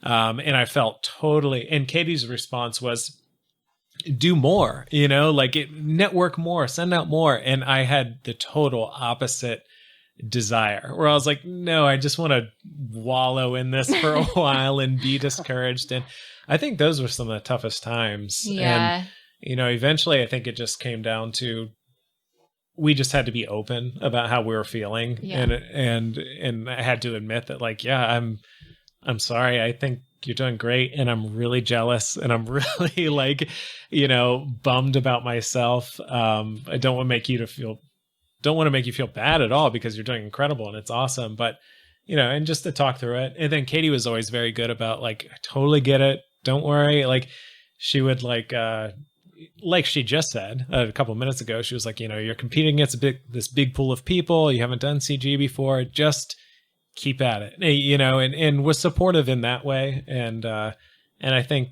yeah, then just over time, the fact that I felt like I didn't have to hide that from her, and the fact that she could still talk about her successes and stuff without feeling like, you know, she had to hide that from me, I think is what helped us get through it then. And, Yeah. you know, I mean, I think it was two things that made it easier. I think one was, and this is the easier route, is you get a certain number of accomplishments under your belt and can like kind of revisit your accomplishments to boost your confidence when you feel low.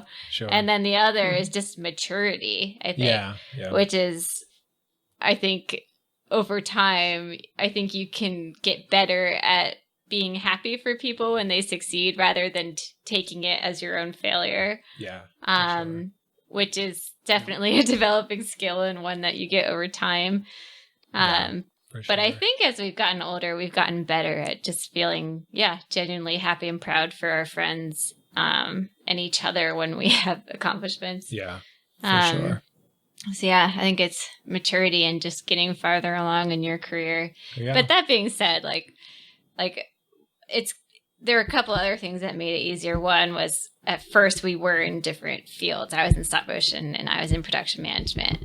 And then later on when I came to CG, I was so far behind you in terms of experience that I could divorce myself from you comparison-wise. Wait, what? You're getting a divorce? Yeah, that's right. But I just knew it didn't make sense to compare myself to you because I had taken 2 years off and I had never studied CG before. In CG. Right. So that made it easier. But now that I'm catching up, I feel like I'm now like a little bit like, oh, I want your shots. They look nice. Yeah, it's very much so an evolving it evolves. But thing. Yeah. one thing that does help, and I wonder, and I know we're going long here, but one thing that does help is that I think we have different strengths, and I think we have different interests in terms of what we want to animate. Like, I think you gravitate towards some physicality or physicality mixed with acting, it seems like is your kind of sweet spot. Mm-hmm. And I gravitate towards like subtlety. Yeah. But it's a juicy topic. Yeah. So maybe now's a good time to bring up burnout. Burnout's a term I feel like I've heard a lot getting thrown around, and I feel like it means different things to different people. My understanding of burnout is like you overwork yourself to a point where it affects your mental health in some way, and that can manifest in like you being unable to work for like months or years even, or it's just like you feel like crap and it's just a mental thing where you feel awful. So I think this is a part of our industry that I guess if you don't prioritize your work-life balance, it can happen. You can get burnt out. And I would love to open it up for all of us to talk about, like, have we experienced it? What does it mean to us? And tips on how to deal with it. One of the things I think of are when I can tell I'm really getting burnout is when I'll get cast a shot that I know I would normally be super excited and stoked to animate. And stoked, I haven't used that word, but there's still time. Yeah, but I just am not feeling it, where I'm like, okay, on paper, this is like exactly the kind of thing I want. Maybe it was a shot I requested, but just, good Lord, I'm so tired. And like, that's usually when the alarms start going off in my head where I'm like, okay, I need to do something here. And whether it's like take a little time off or I don't, even if, time off isn't possible, sometimes I'll just be like, okay, I'll just have a light day or something where I'll be like, okay, as long as I can just shoot reference and look around in the Maya file, I'll call that a win for the day, just because I'm feeling like I can do nothing. So I'll just, give myself little goals like that. Or, if it's getting to that point on a movie and there's still like, I don't know, a few months left or something, I usually try to, again, just break things down into bite-sized pieces where I'm like, okay, well, on this shot, I'm really not feeling it. I'm so tired, but I'm going to really focus on trying to get appealing mouth shapes, and that, that's seems like a digestible task. I don't have to like, not that I'm going to do a bad job on the other stuff, but I'll just give myself something to feel like I'm still progressing and learning, even though I'm not really feeling it right now. I don't know. I guess those are just, a couple little practical ways of how I try to address it, but it is a very real danger for sure. So going back to something you just said, you get shots you request? All hypothetical, of course. He's a showman. That's right. That's right. Burnout is something that I don't ever know when it's going to strike, if that makes sense. Like, I feel like, sometimes when you have lots of overtime, you assume you're going to get totally burnt out, and then you actually find you're okay going through it. You're actually enjoying it. It's you're getting through your stuff, or even if you're not, you're kind of in a good headspace. But then I think what you said is true, where burnout kind of comes in kind of weird forms that you're like, yes, I'm not enjoying this anymore, or I find myself craving simple things. I find that's one thing. One thing when I know I'm really burnt out is like, I want the color green and nature and trees. Something, in other words, something that doesn't feel modern and industrial and all that kind of stuff that, when, and again, we work at a studio that is super inspiring. There's beautiful artwork everywhere. And so when those things start to feel routine and you start to feel like, wait, I was just here and like I went home really late and it's morning and like, wait, I'm right back to where I was and all that kind of stuff. when those things that usually fuel me aren't doing it anymore. So exactly what you said. It's just kind of like, I think I need a break. I need to just, even though, I have to get this done or whatever, I need just like half an hour by myself outside, taking a break during the day, like that kind of thing. Just, or maybe take one day before the weekend or something like that. I don't know. But, I try and schedule my time off, actually planning for that. I think I've worked in the industry long enough where I can feel when my burnout might hit. It's, usually even when I do that, I don't it doesn't necessarily hit at that exact time, but it's a good time to take it and stuff. And that's usually when I kind of go see my family, or again, we book a cabin and just enjoy nature and nothing. I hate like around those times, I don't want internet. I don't want my phone. I don't want anything. I want to literally be fueled by the sound of wind through leaves. like seriously. And I find when that refreshes me, that's how I knew I was burnt out. So sometimes I don't even know I was burnt out until I realize what it feels like not to be burnt out. That's a very good point. It can kind of be there without you noticing it. Yeah. I think just tapping on what you had mentioned, I think burnout happens. Again, I mean, we talked about the life-work balance, but I think, at least for me in my experience, burnout arrives when you don't give yourself enough things outside of this world to keep your equilibrium, Totally. And that can mean a lot of different things for everybody. Like for us, it's family, it's being outdoors. It's not just our family, our kids. We're talking about like our parents, like going to visit our extended family, getting outside of the routine, which is the other thing you mentioned. When routine happens over and over and over and over, at a certain point, you're leaving work, when it's dark, and you're arriving at work when it's dark. You almost forget where the day went. And then days turn into weeks and then months. And I think, at least from my experience, I've realized, like, okay, I know I'm going to be on this project for this amount of time. So I know I'm going to be off this time. Let's book something. Whatever that is. Did we want to go to Canada? Do we want to go to Florida? Do we want to, rent a cabin at Big Bear? Do we want to just go to the beach? Like, just book your time off. Take a week off, even if you're not, like, planning it. And then when you're done in the crunch or done on that project, we literally go. And in time, we've realized that when you plan it out that way, you preemptively avoid that burnout that you inevitably feel. And even if you don't think you need it, you're like, nah, I don't need a vacation.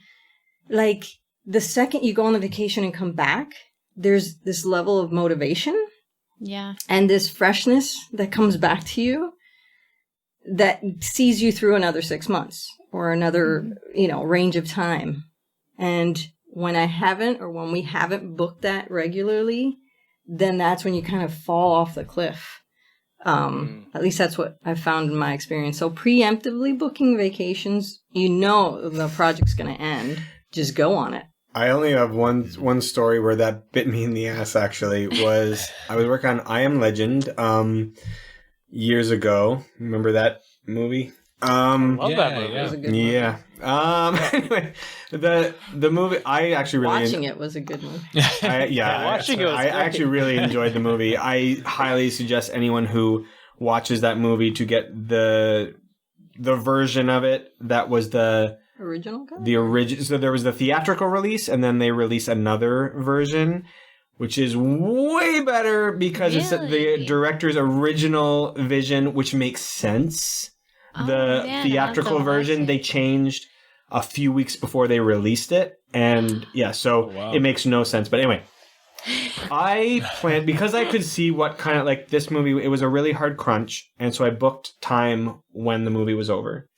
So I took like a good few weeks off, and it was great. I was all relaxed, and I came back and found out they were changing the ending, and it's still on for another month.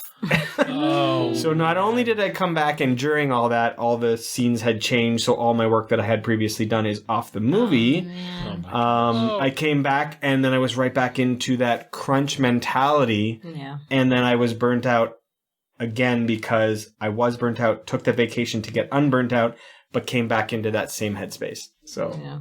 That sucks. That's why trying to plan it accordingly and, try and get a sense of when the shows will kind of wrap and stuff like that. It's kind of important. Sometimes also, that being said, sometimes it's actually really important if it's going to be a long crunch time to actually plan some time. And we did this year, taking some time off, which we've never done. Usually we save it for after the movie's done. Yeah. But we actually took some time. We took 2 weeks in the middle of the movie, if you can do that. And we actually felt great. And we came back and we were all jazzed to, continue working on the movie. I think that was also because of quarantine, right? So the particular moment we're in this time has confined us to this space. So not only are you crunching, but you're also living in the same, 1,200 square feet where you can't get away and there's no break times and, everybody's living the same experience. So I think for us, we didn't even realize how deep we were in that craziness until we took that break in the middle of the production. And it was because of the girls' school, which was starting up. And we're like, okay, we need a break before school starts because that's going to be insane in and of itself with working from home. So luckily, we were able to take a couple of weeks off in the middle of production and realize, wow, that was fantastic. Yeah. We should do that again. Do that all the time. Yeah, that's a great tip for sure. I feel very similarly to you guys, like kind of the warning signs that start to set in. For me, one of the signs, and I'm not proud to admit it, is that I'll start making simpler choices in my animation because I just don't have the willpower to do something more quirky and more specific and that I know is going to take longer. Whereas normally, I'll do whatever it takes to make the best shot I can, but I just kind of start shifting towards, okay, what can I do to hit this deadline and not kill myself? Whereas I wish I always, prioritize the quality. And then I definitely, like you guys said, those moments where you do take a break and just realize, oh my gosh, I'm so much more recharged than if I hadn't. And for me, that can even be, just one personal day. Or you make 1 2-day weekend, a 3-day weekend.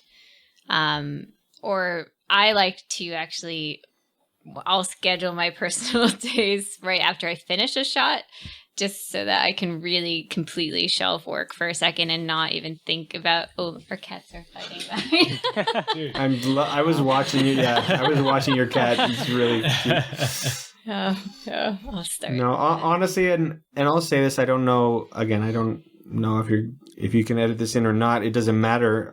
Just between us, we are very lucky with how our studio is handling quarantine right now. They are being so understanding of everyone and really trying to give people what they need. And again, I don't know if we're allowed to say that or not, but I genuinely feel so lucky for where we're working right now because they have been beyond fantastic during this time. They've been so understanding about everyone's individual needs. Yeah. But I totally agree with you, David. And what I was going to say is I've never experienced burnout where I've been wanting to stop working for years. And I have known people who left the industry because of burnout like that. Mm-hmm. So I'm very lucky to have never experienced that. But the closest thing I would say, and we're going to get into this a little bit later when we talk about personal projects, is experiencing a little bit of burnout on my short film brush, which I feel like I keep mentioning on this podcast. I keep plugging it. I'm so sorry. For all of our listeners. I've actually seen that it's been entered into some film festivals. It's into some, I'm excited to hear how that goes. That's awesome, man. Oh my gosh. But shut up, just Dave. to give a little... People weren't supposed to know that. No, it's fine. But just to give a little context, this is a short film I made after graduating, and I worked on it over the course of 5 years, and it was challenging because I worked on it after work hours, so I'd work a full day, come back home, work on it more, And at like, I think I was like 70% of the way done with animation. And I was just like, I hate this film. I want to stop. I hate the work I'm doing in it. I think I'm going to be judged by people in the industry. I think it's going to hurt my career. Like, it was a very dark spot for my mental state. Wow. And I think when you work on something for a long period of time, like, this is probably relatable to people, like, because you look at your old work and you're like, oh, that looks like garbage because you've grown so much as an artist, but that makes it so hard to like continue like working on something. So Yeah. I felt like super shitty about finishing it. And what helped me was taking a break from it, like you guys have said, like definitely stepping back, taking like a month off or two, but also like being really structured about when I would work on it. Like okay, I can't. I at a certain point I was like, I can't work on this after work. I can't like spend Monday through Friday working and then going back home and working on it. I'm like, that's not working for me. I have to work on it like a couple hours on the weekend, and unfortunately that makes it take so long, and it took so long to finish it, but I had to do that because I was like, this is gonna burn me out, you know, if you're just constantly working and not doing anything. Yeah, so I guess if anyone's working on personal projects in addition to work, I feel you. I feel bad because it's really hard. But try to work on stuff that you can finish quickly rather than over the course of like 5-10 years, because you're just going to grow. I mean, I'm sure all of us can speak to that. You grow as an artist and you look at your old stuff and you're like, it looks awful. I will say about that, by the way, and again, this is totally off topic, but as soon as you told me you completed your film, because I know you had been talking about it for a while, about this film that you had lingering from college and all that kind of stuff, you don't know how happy I was when I heard that you completed it. Not like, oh God, finally you can stop talking about it. It wasn't like that. But I was relieved. And then he keeps bringing it up on the podcast. And he keeps promoting it, and oh God, no. I was talking about this with someone the other day too, about how I am genuinely excited for anyone who works on their own stuff. I get excited. I take it back to like high school when people, you know, like I think all of us or a bunch of us in the industry were like kind of like the artists of their high school, but because there were only like 2 or 3 of us, and then you went to college where everyone was the artist of their high school. But when I was in high school, like people would be like, you know, just drawing in their little sketchbooks or whatever, and they'd be like, don't look at it, you're an artist, you can't look at this. And I'm like, I was just so excited to see what people worked on their own, no matter what it was, like what excites them. Even if you're not in animation, if you're a wood carver or you build apps or whatever, I just love seeing what people do on their own time. And so the fact that you started something like a short film and completed it, I was so pumped for you. Oh, thank you, David. It's off topic. I apologize, but no, I mean, it's hard to anyone making a short film, and anyone, by the way, who quits their short film. I understand 100%. Yeah. And I don't beat yourself up, because I was so close to quitting. And I think a lot of people probably were at that spot. It's like, it's so hard. Yeah, I definitely reached a point with my I was similar to Garrett in that I like never finished my senior thesis from our graduate school, and like was working on it pretty much all through the time that I was a PA. And then got into Disney's Apprentice program and used some of the shots from that film on the reel. And I reached awesome. This point where I kind of felt like, I've sort of outgrown this film. Like I started this 4 years ago, and now like I'm a much better animator. And in order to finish this, like probably take another couple of years. I don't really feel like I need to get it much farther. Like it was fully animated, but it still needed lighting, compositing, and just kind of decided. And it was very like peaceful. I like had originally seen the film as my way to switch to the creative side from production management. And I felt like people wouldn't respect me as an artist until I finished the film. But then when I kind of got that through animation, I didn't need that anymore. And I didn't need it to switch to being an artist. So I just organically came to the decision to shelve it and still feel fine about it. Yeah. You know what's interesting about this too is I feel like that kind of falls into the work-life balance as well, is trying to find your creativity outside of work. Mm-hmm. And Totally. And sometimes you realize when it gets too, you can burn out doing that too, because you're trying to figure out, I'm working a full day of work and then coming home and you're just trying to get your own personal project done. You can burn out from that as well, because you're putting too much on your shoulders. And again, it all comes back to what you were saying about, you've got 24 hours in the day. How do you spend that time? And yes, sometimes those personal projects, you're up till 6 a.m. because no one else is. So that's when you get stuff done.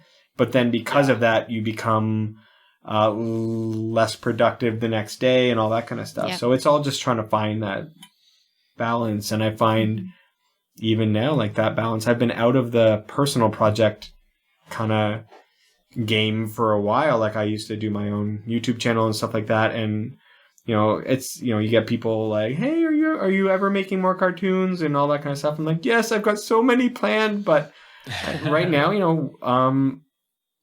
work is busy, but I'm actually really, really enjoying work and all that kind of stuff. But also we're in quarantine, so I want to be there for my family as well, who, we're all having a hard time. So, but over time, that continues, and now I'm actually getting that itch again. And so now it's inspiring, and I can't wait to get back to doing that stuff. So, you don't want to force yourself to, but when you get that itch, it's like, oh, good, that means my body is preparing to get back to doing my own stuff again. That's actually a really good point, is like, listen to yourself. Like, listen, don't force something. And I feel like for my film, I kept feeling like, oh man, I just got to get this done. And I think there's a balance, because like, if you always need to like wait for inspiration to strike, you'll never get anything done. Like, so it's like a little bit of a balance, but I think you should, I love what you said. Like, you got to listen to yourself, and when inspiration strikes, that's when you're going to be the most motivated to do cool work. This is a bit of a segue, but a question I have been dealing with recently is something I heard on the Brene Brown podcast recently, and she was talking about the importance of literally having fun and playing, and that could be defined as unstructured, unproductive time where you feel recharged and you lose track of time when you're doing something. And that question really hit home for me, because I feel like I am someone where I strategically plan every minute of my day to be productive and have an end goal, whether it's career-based or health-based or whatever it is. I don't feel like right now I have a time or a hobby or an activity where I lose track of time and it's just for fun, aside from maybe watching TV and like going for a bike ride or something. I feel like even my exercise, I'm like, oh, I have to like get into shape, so I'm going to exercise. So that's something I've been personally wrestling with and debating, like, oh, should I like take up knitting or whatever it is, just looking for something that's very much just purely fun. Yeah. And I think for a lot of people that can be video games, it can be wood carving. I know, like, we know so many animators who have a random hobby. But the hard bills canoes. No. Knitting could be a productive thing to do, though. Like if you need a sweater or a scarf, you know the winter is coming. Yeah, like I could even see that turning into, oh, someone just had a baby, I should knit them a blanket, and oh, its due date is in November, so I got to do that in 2 weeks. But it's so hard to like keep it like just about you relaxing. Yeah, so I'm trying. Like I'm just curious if anyone else deals with that or has gotten over that. Start playing Elder Scrolls Online with me, Katie. For more people to play. Even video games, I was thinking about. I was like, oh wow, I gravitate towards like Animal Crossing and Stardew Valley, and those games you like build up your house and farm. Yeah, they're very productive games. Well, I think honestly, I think that's the hard part too, and again, this all comes into prioritizing and trying to figure out the flow and what fuels you and what doesn't, because that's the Yeah. hardest part, is that all of these things, like I get burnt out doing my own stuff, and then finally, like, I just want a night to watch a movie. Yeah. And then I go through those, like, I find I get through to that thing where I'm watching a new movie every night. And then I get to the point, I'm like, I'm wasting my time watching movies right now. I'm like, I'm not enjoying it. I feel like, or at the worst, this is why I don't watch series TV, because I'm like, I'm just trying to get through this series before I can do something else. And even my peaceful moments, I find, like, out of the blue, I realize by the way, I'm not a morning person. I do not wake up early if I can help it, but we have kids, so that happens. But I'm like, one day I went out in the backyard, grabbed a coffee or whatever, and sat out and watched the dragonflies, watched the hummingbirds. And I was at more peace than I've been in the longest time. So I started doing that. And then that became my productive activity. It became scheduled. After a while, I'm like, I feel like I'm coming out to relax, but I'm trying too hard to relax. Mm-hmm. Now I just want to watch a movie again. But again, that's life, right? Humans do something until I think we grow. We grow until we hit that peak. We're like, okay, we've had enough of this. Let's try something else, and blah, blah, blah. So all of this is just life, and you gotta, I think the more okay you are with realizing that things are organic and need to change and stuff, the more happy you'll be, rather than trying to set these things that define you. As soon as you're more organic and just allow things to happen as they happen, the more peaceful you'll be. And this happens with burnout too. I remember so I hadn't seen my brother in a really long time. I was burnt out from a project. We went to the Caribbean. We booked an all-inclusive resort. We just sat, like, we were so excited. We haven't spent time, and this is like the person I probably have the most in common with in the world. He's my twin brother. We laid on that beach for 10 days. It took 5 days to be relaxed, because for the first 5 days, we were trying to relax. We were trying to get that brother conversation that we have been missing. We were trying to feel like we were back like we were when we were kids. And then finally we realized we were trying too hard. We just chilled, and we're like, this is a great vacation because we're not trying right now. So I think, that's awesome. I think that's kind of how, people just are. You want something, but as soon as you get it, you fight to keep that, but you actually realize you're not necessarily supposed to keep that. You should allow whatever's next to come. Yeah, that's true. This has been a message by David Stodolny. I've actually gotten into now during quarantine. It's given me the opportunity. And again, because like I literally got back after my year at Pixar, and I went from being over there 5 days a week and here on the weekends, like for a whole year. And then we're all here 24 hours a day, 7 days a week. Wow. In the house. Big change. So it was definitely like a shift in mentality, but I've actually taken like the opportunity to I've always wanted to bake bread. So I started learning how to bake bread, and just finding, because again, we go to our arsenal of like knowledge of food we're going to make, right? I know my 5 dishes, and those are the ones I'm great at. And those are the ones that kind of get circulated, but there's 7 days in a week, not 5. So anyways, so it's really been fun, like searching different recipes that I would never have cooked, like Indian food or Thai food that I don't know anything about, coconut milk, but it's in the recipe, so let's buy it. And the same thing with bread. So then I started doing like really basic bread recipes, and this was kind of like a study in patience too. So like just almost meditating on the moment of making the bread, like the ingredients, letting it rise, stepping away, coming back, and then, kneading the dough. And then it in a strange way was very meditative during that, not just an hour time. It was like a good 2 hours. And it's been fun exploring that part of it, because also it's so removed from a computer.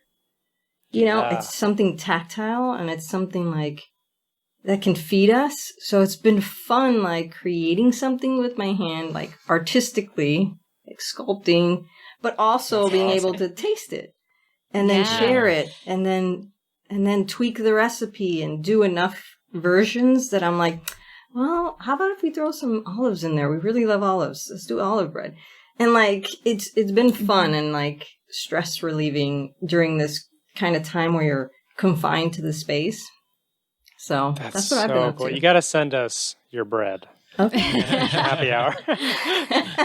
That's I'll put it on the Sponsored bread. porch. You guys can pick it up safely. By the way, these are the kind of answers you get when you interview old people now. No, that's amazing. At the same time, That's we've been like, fantastic. people at work, you'll see them like talking to each other and like swapping recipes and stuff. You're like, I've never cared about like how to make a pretzel, but all of a sudden people start getting really excited about pretzels. I'm like, Rebecca, so blah blah blah is making pretzels and they said it's really good. I think you should get the recipe. I know, he did mention it twice. That's hilarious. No, Yeah. that's great. Oh, man.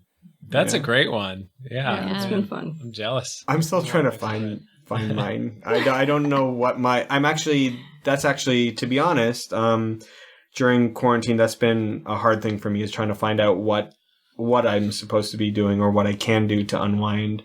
For me to kind of like take a break and, relax, really, it feels like it waits till the weekends when I can, kind of just sit and chill in the morning while the kids are watching their Saturday morning cartoons and stuff, and just sort of sit and have some alone time. And then I'm trying to, on the weekdays, in the evenings after the kids go to bed, go on a walk. But again, that's all stuff that's happening because we're in quarantine and we can't do a lot of stuff. Yeah. To be 100% honest, I haven't found what really fuels me during this. And I find every single day I have a plan for the evening that I want to. I'm like, I'm going to start my short film. I'm going to complete that script. I'm going to whatever, right? And Trying to be productive. because I'm excited about it, like all day. Yeah. And even at dinner, as I'm getting the kids ready for bed, I'm like, I can't wait. Only 5 more minutes and that's it. As soon, and I know you're tired of hearing this, Rebecca, because I've said this to everybody, but like seriously, as soon as I close their door for bedtime, I sit down on the couch for 2 seconds and I'm like, yeah, I'm not doing that tonight. I like everything I was excited about all day. I can't do that right now. So I'm still trying to find out what that is that can totally just, that I can let go of. Refuel you. Yeah. Yeah. Oh, yeah. Me On a happy too. note, that's my answer. No, it's Oh, I feel the same I was way. gonna say, I'm kind Yeah. of glad you went because I I almost just, feel like, I mean, previously I launched into like, I don't know how to not have productive or make my food. But I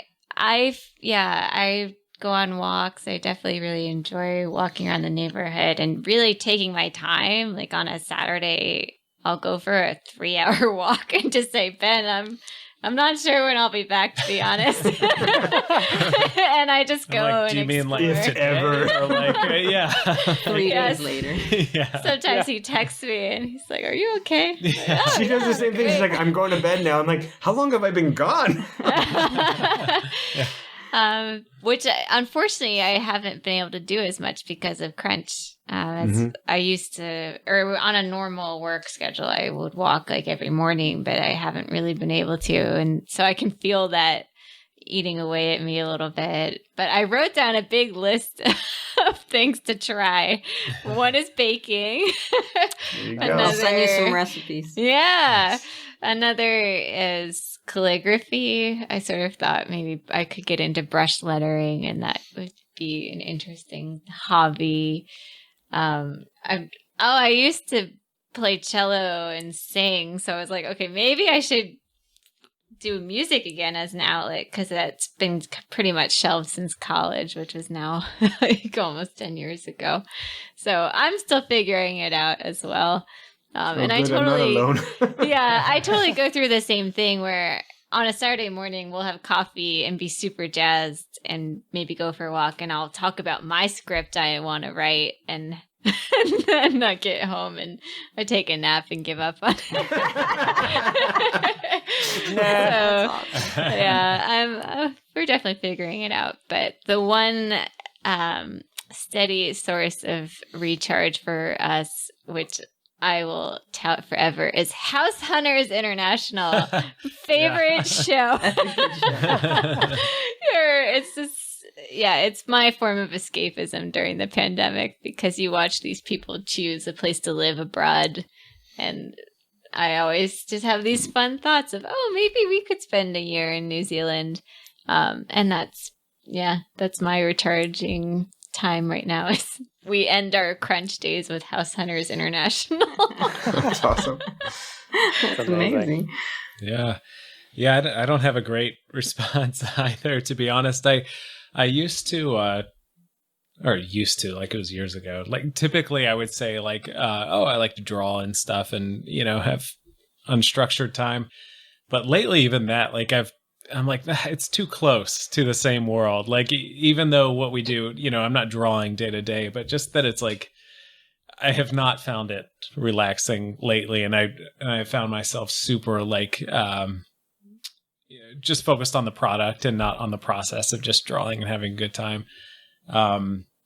So yeah, similarly, kind of looking around, I will say something times I do feel really chill and that I really like is like, when we're having coffee on like a Saturday morning and we've got the whole weekend and like, we have some plans here and there, but nothing's super set in stone yet. And I love that time. I also really like, David, I felt better when you said you're not a morning person because I'm definitely not a morning person and I always feel guilty about it. But I do like, sometimes I'm like the last one awake in the apartment and I kind of love that time too because I've always been like, I've been more of a night owl. And, when I was 12 years old and living with my whole family, I would still be the last one awake in the house. And there's just something about that time I really like being awake, even if I'm not like doing anything. I'm like, this is just me time. Literally, like everyone's asleep, nothing's going on. So it's not really an activity. It's more just I could be doing anything, whether it's just like looking around online or doodling or I don't know. True.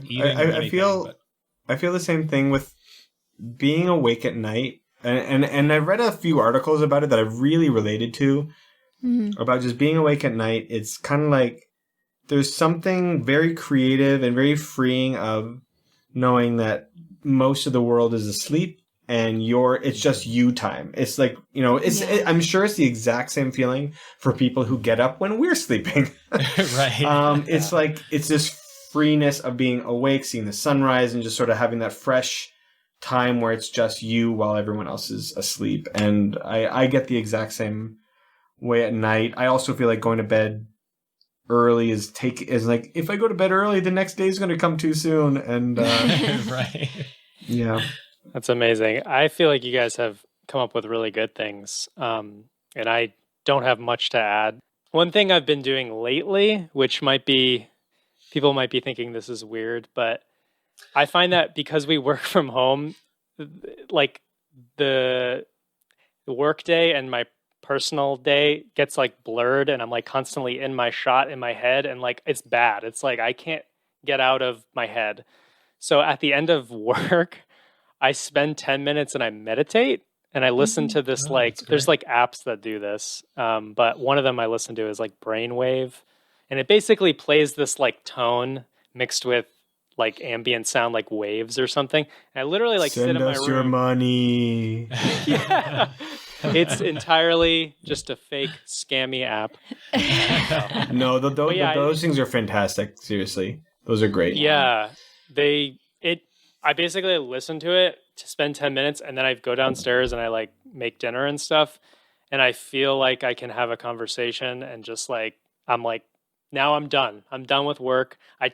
It's hard. Sometimes I accidentally check my email and I'm like, shit, like I see something and it brings me back, or like I see a Slack and I'm like, I gotta like delete that. But that's a tip I have if if any of you are having trouble with that. That's actually, I mean, especially with everything going on in the world and the country right now, I feel like my phone is actually hurting me more than helping me right now.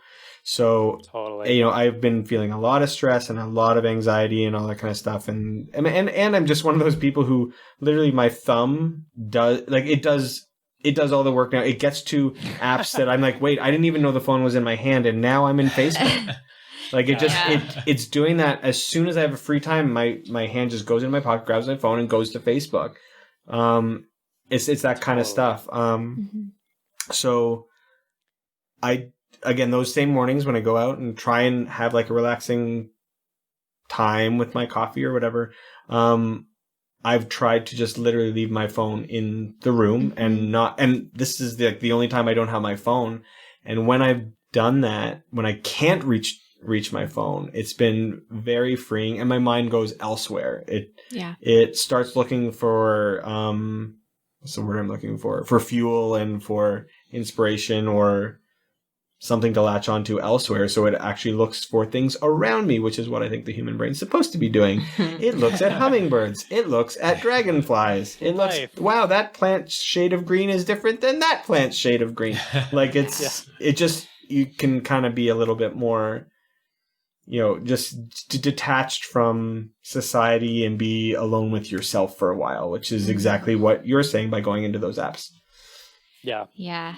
Man, I completely agree. I recently just periodically I'll just delete those apps just to not have them on my phone. And you just can't believe how freeing it is. And the most recent separation I did was just not having Slack, which is our workplace messenger service, on my phone was a huge separation. I just was like, okay, you know what? I can check it on my desktop when I'm at work.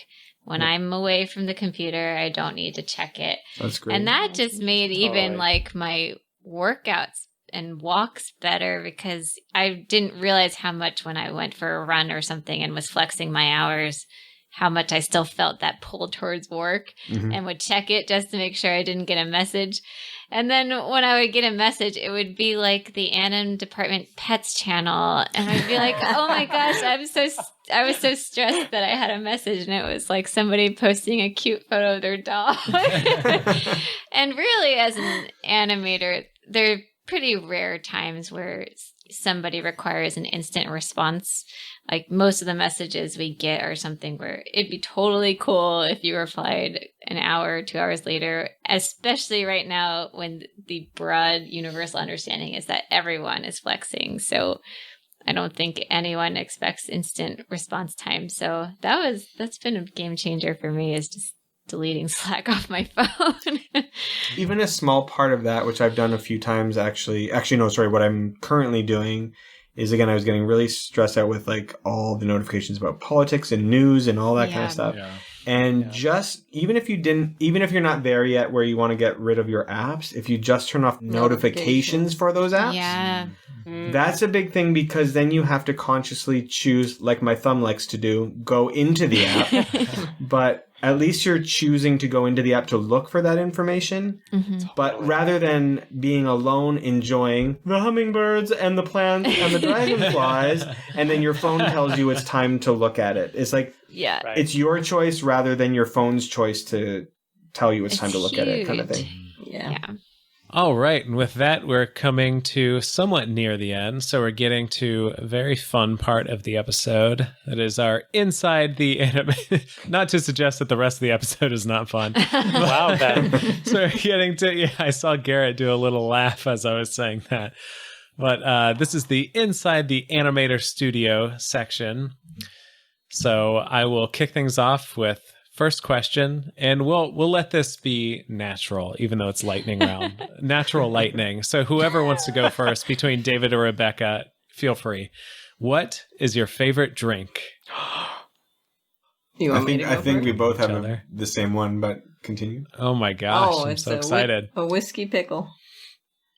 What whiskey is that? pickle. Tell us about this. Sounds like a euphemism. What is it called? I think in Canada it's called a pickleback. It's a pickleback. So in Canada it's called a pickleback.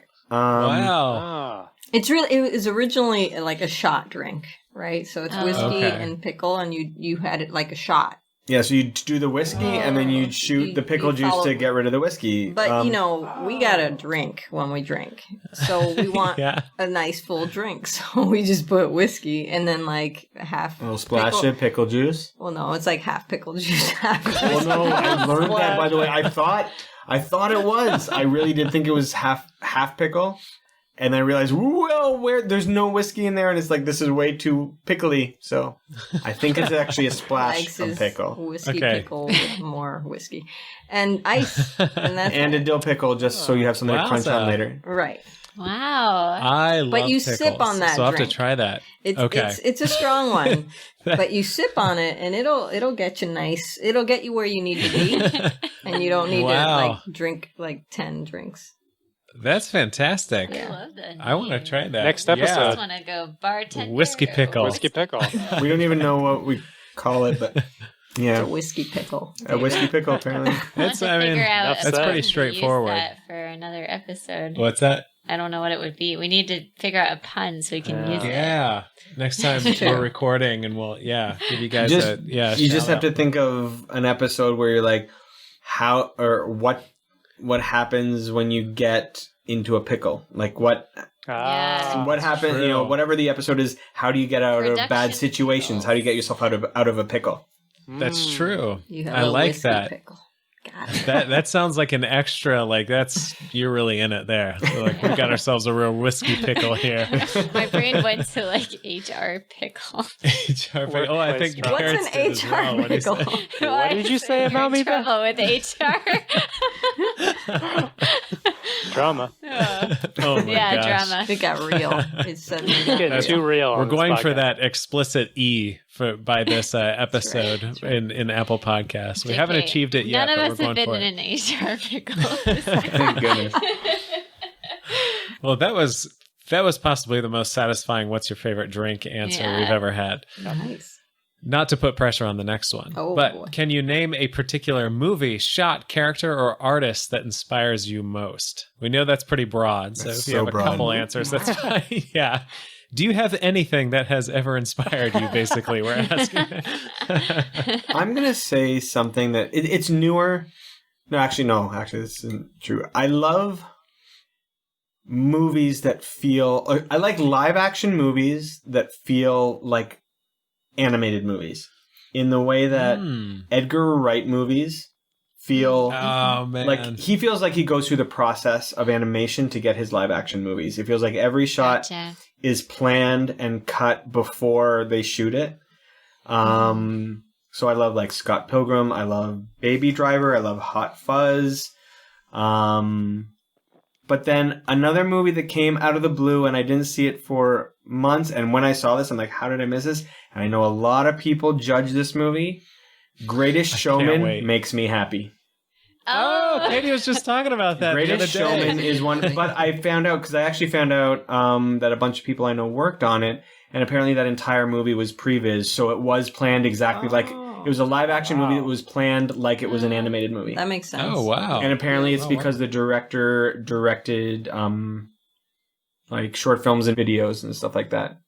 Oh wow! So he actually works in the same way animators do. So Gotcha. Wowza. That's yeah, awesome. I listen to that soundtrack a lot. oh, Good soundtrack. So we were karaokeing that whole soundtrack Yeah, today. that was our craft this morning. That's awesome. Yeah, that should be That's my awesome. fun activity. Yeah, that's a good one. Every now and then when I'm hanging out, like doing something else, I'll just put Scott Pilgrim in the background. So good. Just because it's always fun to look at. Like it's no fun, matter but when it's it great is, or, like, filmmaking. It's Yeah. really Yeah. good Yeah. filmmaking. for sure. But it's dumb as I love hell, those and I two. love it. Yeah, I know, right? Yeah, it's great. Rebecca, Pressure. That was a Pressure's good on. answer. How do you follow that up? you're not allowed to be inspired by those things. right now, I hate all those films. Yeah, Actually, excellent. every night I'm like, can we please watch Scott Pilgrim? No. Can we watch Hot There's- Fuzz? Can we? No. There's so many other good films. No, I would say like someone who's super inspiring is Alan Rickman. For me, Mm, any movie with Alan Rickman is a movie I'll sit and watch. Like, that's awesome. and it, just because he does a variety of stuff from Galaxy Quest to like obviously Harry Potter or Robin Hood, like he is a villainous character, but at the same time loving, not in Robin Hood, but you know what I mean? Like there's something you love actually. Like there's so many movies like you know him from. I was so sad when he passed away, but like anything he's done is so uberly inspiring for me. So that's awesome. I love when you have those just go-to people that like doesn't even matter what kind of movie it is. I just know I'm going to get some amount of joy from it because of Alan Rickman. That's awesome. Those are great. Man, I'm loving these answers. We need to think of more questions. Yeah. So this is a tough one. What's the best piece of advice you've ever received? I think just general advice. And it's both, I've heard it, but I've also now being in the industry a while and just living life for a while, you get more and more comfortable in your skin, and then you realize, I did hear this bit of advice, and I don't know if it was like an Oprah thing or Brene Brown or one of those, speakers, but the bottom line is you do you. Like, do you, because everyone else is already taken. And it's such a simple statement, but there's so much depth to that statement, because as soon as you do you, like you just put yourself in whatever it is you're doing. Don't try to pretend to be someone else, or don't look at someone else to emulate. You can be inspired by people, but as soon as you bring the authenticity of yourself to whatever it is you're doing, whether that's applicable to animation or baking or singing or anything in life, being yourself will attract what you need, right? And just elevate you to a level that nothing else will. And you'll be at peace. It's this weird, like, just circular thing that happens. And I've found it personally in my own life journey that whenever I've been just me, that it's been the experiences, I just, magic happens. Magic happens. That's the only way I can explain it. And whenever I'm not authentically me, it falls short of that. Something is always missing. And you see it in other people too. Like I've witnessed other people just be them, and you're like, wow, like things open up, like a light shines. And it is because of that. Like you can't be them. You can't be anybody else. You gotta be you. And doing that is going to simplify things in a way in your life and make you achieve things that you could never have even imagined. It's awesome. That was beautiful. Yeah, it was really great. It was really beautifully said. That's a quote on our Instagram immediately. That's right. Has to go on there. Nice. That's right. No pressure, Dave. Yeah, I know. I'm like, yeah, exactly. I'm like trying to think of like, is there a quote from a song I know? Is there something? I like whiskey pickles. Animate good. No, honestly, I think what she just said kind of covers what most. This is my cop-out answer. No, we think a lot alike too. So yeah, we talk about this stuff a lot, and actually, one thing that you say a lot, which I forget who said it, but I know one thing that you said it based on something that you've heard. I'm just kidding. But something I heard when I was younger. Just you be you. This powerful woman said it. I forget that. No, I think along the same line, I did hear something, and I know I heard it from someone else, that said, and please forgive me if I misquote, but don't do what you love to get rich. Don't do what you love to become famous. Do what you love because you love it, and then potentially the riches and fame will come from that. And I think I quoted that very wrong. I think there's a more eloquent way of actually saying that. But because the whole point is you're not supposed to worry about the riches and fame. Mm-hmm. But I really do believe that, because I mean, even from my own experience, anytime, again, it falls into the you do you thing. Do what fuels you, do what you're passionate about, and then people will see that you love doing that, and that'll get them excited because they'll see the authenticity in that, rather than we've all seen movies that you can pinpoint that is there to make money. That feels fake because it looks like it's made by a bunch of people trying to agree on this is what people will like. You think about, I was just going to quote, my impression of a board watching a kids animated movie. You know what? I think that needs more skateboards. Kids love skateboards. And that kind of thing, which is my impression of every 90s kids movie ever. That's great. But the reason I say that is because as I was doing my YouTube channel, a lot of my first videos went viral because I was making them for myself, and I wasn't hoping for anything. I just posted online, like, okay, well, I made this thing, posted online. Someone else saw it, and they took it and posted it on Cartoon Brew and blah blah blah, and it went viral. And I'm like, oh, cool, that's fun. And then I made this other one because I thought it was funny. It made me laugh, so I made it. Oh, that's fun. And then again, someone else posted, and someone else made it big, but it wasn't me trying to make it big. And then all of a sudden things were going viral. I'm like, oh, now I have an audience. Now I got to think about, okay, what do people want? What do people like? And as soon as I started feeling like that, my viewership, my the excitement over my work died down because it wasn't me. And as soon as I made something that made me laugh, I actually learned this from Kevin Smith. I don't know if I'm assuming you guys know who Kevin Smith is. The director, Jay and Silent Bob. He makes movies for him. Some of them are great, some of them are terrible. But he always said, if I can put an inside joke in there for me and like one of my friends that just makes us die laughing, I'm putting that in there. I don't care about the audience. Now, at the same time, he's very successful and he can afford to do that.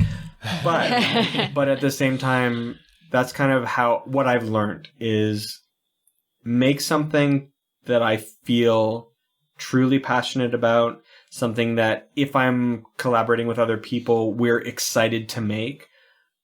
We don't want to make it to make money or to be successful at doing it. Amazing. That's such... Take that, Rebecca! Yeah. No, made that all up on the spot. It's really great. I've been rehearsing that for hours. Piggybacking on mine.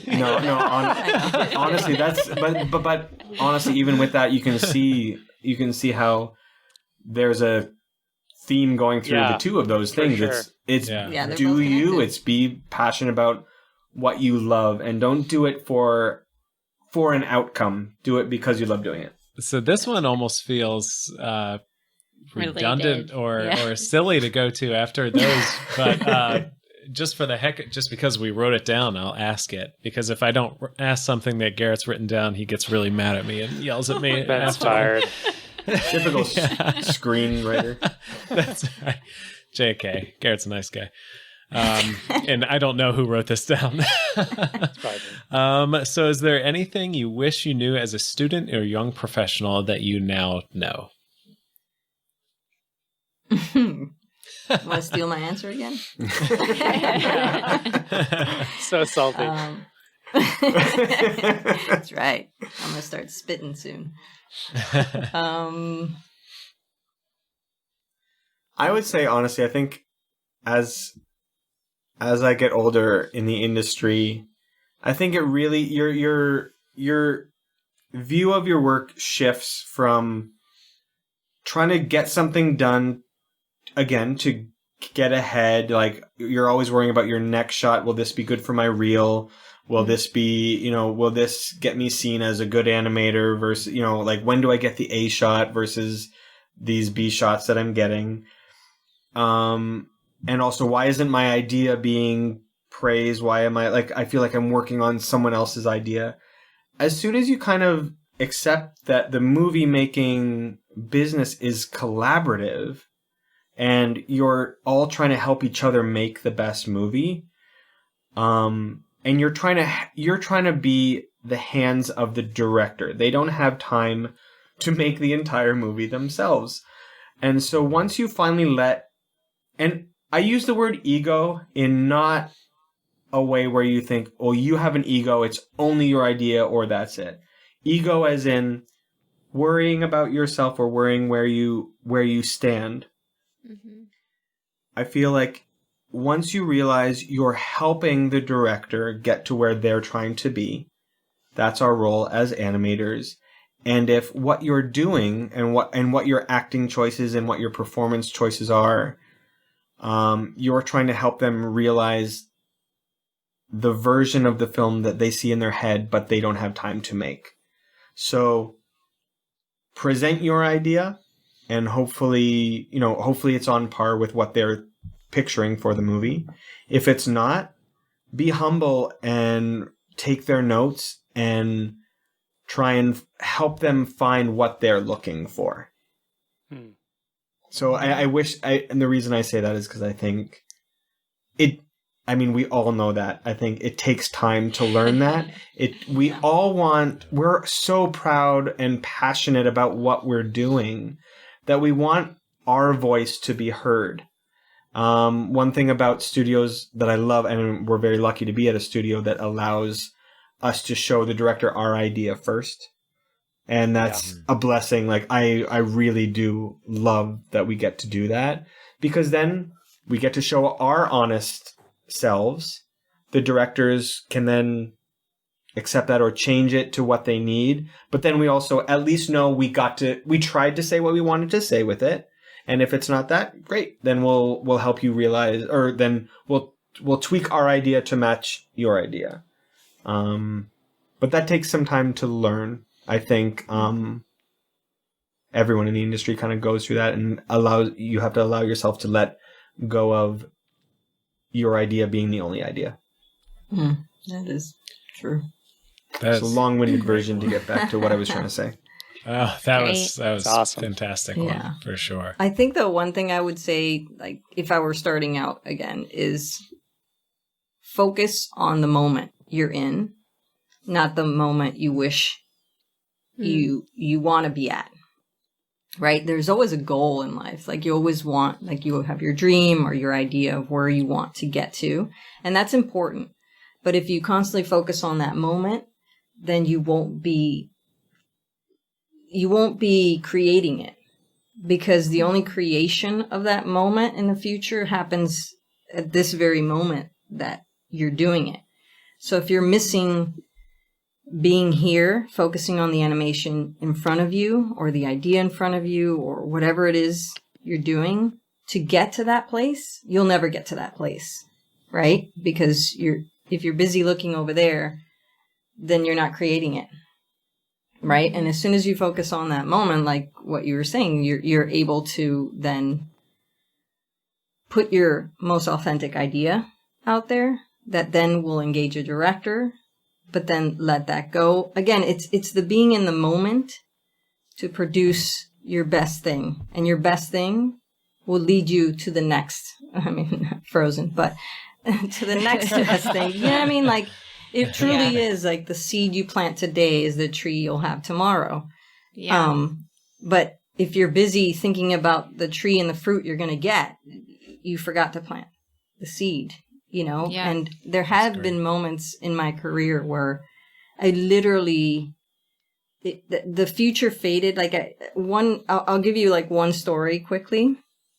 I was at LucasArts for 7 years, and I really wanted to be in features. And I left LucasArts in hopes, right? And started at Animation Mentor, that very first class, not knowing what the experience was going to be, but knowing that I really needed and wanted to be at Disney or at Pixar or one of these larger studios animating. And that's what I was focused on. Now, my first semester at AM, I did the principles of animation, right? Ball bounce and squash and stretch and all that good stuff. Thinking in my mind, I'm way too good for this. I've been animating for 7 years or 5 years at that time at LucasArts. Why am I doing this remedial stuff? So I went through the semester, and then at the end of the semester, I literally I started falling in love with animation. Like making these fun little things with just a ball with 2 legs. And then I started my first semester was with Victor Navone. Second semester was with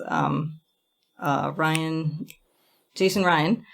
And in my second semester was like body mechanics. And it literally, I remember the first semester thinking, all I want to do is get a job. I don't want to get into features, But by the end of the first semester, I kind of disconnected with that idea. Like I no longer cared about being at a feature studio, and I really was loving animating that moment I was having.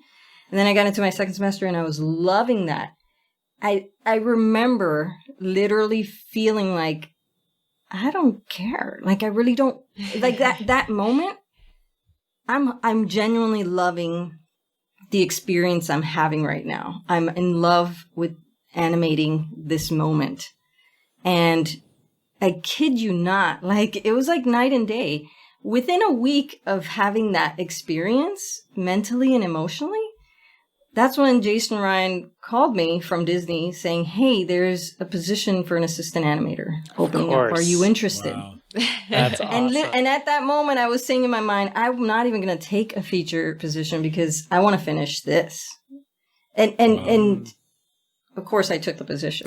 But because those don't come every day. I said, F you, Jason Ryan. You can take that job back. No, I'm an animator.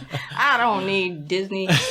But literally, I do remember feeling like I realized that what changed in me was it no longer was about a future I wish I had, but it was the enjoyment of the moment I was having. And that is what literally produced the future I wanted. Mm-hmm. But you got to give that up. Awesome. I just love that story, Rebecca, too, because I feel like I could see somebody putting a different spin on that, where it was like, I was at this job for 7 years, so I wasn't crazy about it. So I paused and I, was refocusing on fundamentals, and there was time lost. And like, it seems like it was the exact opposite for you. That like, not only like, was a great time there, but probably made all the times after that better then. Because like when you focus on the fact that you're in love with your craft like that, all of a sudden a bad project isn't as bad because you're still doing the craft that you love. And gosh, I love that story. Mm-hmm. That was great. Those are both great ones for sure. Tip jar! Woo! So... I just said ding, ding, ding. Ding, ding, ding. David and Rebecca, you've given us so much gold this episode, but we have to ask for one more nugget of gold. We typically ask people on the podcast to give a little animation tip. It can be super practical, like something, a tip for animators, or it could be kind of more philosophical, whatever you have in mind. Just... if there's anything we haven't covered. Everything we haven't covered, yeah. David's already laughing. I'm not sure why. I'm a little afraid. No, I don't think we've ever had a funny one. It's not funny at all. It's oh, excellent. It's more. Again, we kind of went philosophical. So now we're like, if we're gonna bring it back down to kind of like a quick kind of thing you can think of while you're animating.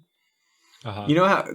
I feel like every animator has their things that they look for when they're, when they see other people's animation or when they're watching other movies or anything. You're like, something jumps out and bothers them. What is your thing, right? Mm. We work with some animators that they really focus on hands. They look at other people who look at like their arcs or eye shapes or whatever, right? I think... Mm-hmm. Mine is lip sync. I always notice lip sync. And I feel like I would say one thing that jumps out at me is when people don't hit their ooh shapes. Mm. I think a lot of people like to stay in a more neutral mouth shape. And when there's a strong ooh sound, people don't hit that.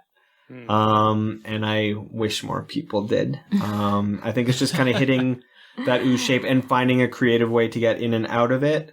A lot of rigs in CG especially, you kind of have to go in and really really take the detail in and kind of go in those in between frames to make sure the shapes aren't just, doing like a even blend into that ooh shape where the, corners are pinching and all that kind of stuff. Just, I feel if you hit those ooh shapes, it really makes your character's dialogue pop, and it feels great. I have to say, this seems very Canadian of you. Oh, interesting. To do the Terrible. Your ow shapes. I'm sorry, I meant your ow shapes. Wait, don't Canadians say a boot? I will dispel that rumor. They do. No, we say, I will say, even people with strong Canadian accents, it's an O sound, not an oo sound. Oh, okay. But even with like super strong Canadian, and I've got some cousins and aunts and uncles that have very strong Canadian accents, and it's an O sound, not an oo sound. That's more of a Canadian, an American version of what we say. Yes. Gotcha. So, David, I'm completely misinformed. David's been so kind enough to provide photo reference on our show notes about what the ooh shape should look like. So look out for that. It's a photo of him doing it. Thank you so much, David, for providing that. That's the thing. It depends on the sound and it has to be the level for what your character is doing. That's a good one. That's a good one. That's a great little, I like it. I think enough animators are hesitant to, I think a lot of animators are hesitant to pop in and out of extreme shapes. So I think some people avoid it. To avoid that popping. So it's trying to find that way to almost get into it earlier within other sounds to prepare for that ooh shape. That's great. That's a great. Super I mean, practical. I'll take that. Oh, now you like it. You don't just want to hear from the Canadian now, do you? That's what his whole Who's this guy family telling back us home about sounds lip sync? No, that's a great that's a one. great That's something nugget. I feel like I struggle with a lot. I have a tendency to be on the very conservative side of the ooze. with lip sync and of the ooze. Yeah. So that's great. One practical bit of advice I kind of learned this at Pixar, which is late in my career. One thing that was like something that they said that was like, oh wow, okay. A lot of animators tend to hit, like as soon as a word is happening, they'll hit the action on the word. And in a performance, there's a thought process behind whatever it is you're about to say. You don't just say it. And when you say it, you kind of lose that thought process if you just say it like on the note, on the dialogue. And I don't know if it's just because our shots are cut so short that you tend to feel like you got to hit it at every moment. Yeah. But sometimes you need to let a character breathe before they say something, whether it's like an eye turn or a head turn before they start a line of dialogue, like to have at least even a half a beat of a thought before the line comes out, not the thought when the line comes out. And I mean, I could provide you with a really cool clip that one of the mentors at Pixar showed me where he literally edited a Harrison Ford line where, like an animator would, they would hit the line exactly at the moment. And he edited it in a way like where he took that beat of the thought behind it first. And you were like, oh yeah, that just lost the hit. It lost the moment where you believed what he was saying because he did something just right before he was actually going to say it. That gave the intent behind the line that was coming. Maybe that's deeper than what we want to talk about. But that was like, as soon as he said that, I was like, amazing. Oh shit. I've been animating wrong this whole time. Awesome. I feel about that actually. There's something that it's funny in college. I think my teacher taught me that I think back when editors, like back a long time when an editor watched the audience watching their movie, they could tell when a new piece of information came to the character because a new piece of information happened in the movie because everyone in the audience blinked at the same time. And humans tend to blink when they're about to process, when they're done with information and they're about to process new information. And so I think that's exactly what you're saying. You kind of, again, whether you do it in the form of a blink or not, you process the information and then react to it. Right. Like, unless it's a shock, unless it's like something that comes outside of you, like if someone hit me, I would react after the hit, not before. Right. But in a performance, and usually we tend to animate, actors' voices, just think of that. Even if you think about it, just think about what the line is and what they were actually thinking before they let that line out. Like the subtext. Yeah. And Totally. how they got there. Because even having this conversation, you can observe us as you ask a question. We kind of we're thinking about what it is we're about to say. And even if you know what you're about to say, there's a thought. There's a fraction of a thought right before you There's actually a reaction say that it. you're like, now I know what I'm going to say. Right. And then you say it. And then it's coming out. Yeah. So that changed my animation. Like when I started So cool. thinking of it that way and then applying it. Wow. Yeah. That's awesome. That's Those awesome. are great. Gosh, that was like 3 or 4 little tips snuck in there. Actually. Take that, David. That was great. I can come up with another one. This is what we do. We motivate each other. Exactly. Yeah. Don't touch me. Perfect. Awesome stuff. All right. And with that, we're coming to the end of our episode. But before we do that, we wanted to give our good friends David and Rebecca a chance to plug anything they might want to plug. So the floor is yours. You can follow me at Twitter. Reblink. REBLYNK. Yeah. Nice. That's it. Or Rebville.com. And Oh, I like that. Rebville. Yes. That's where I live. That's where I live. Ooh. He's jailed though. If you want to visit him, Yeah. Come to Rebville. go to Rebville. Yeah. If you like dumb, hilarious cartoon comedy parodies, go to youtube.com/Stodo, STODOE. You can also follow me on Twitter at STODOE and Instagram at Stodo Studios. Thank you, David and Rebecca. And also, we'll go ahead and plug ourselves there as well, shamelessly. Katie's cracking up because I'm terrible at this, but don't forget to follow us on all of the wonderful social media networks. We have a Twitter, we have an Instagram, we have a YouTube. We're on anywhere you get podcasts, or at least most of the places you get podcasts. Probably some stuff I haven't thought of. You can also email us at animationhappyhour@gmail.com, and we have a cool website with some fun show notes and other tidbits and cool stuff here and there, so check it out.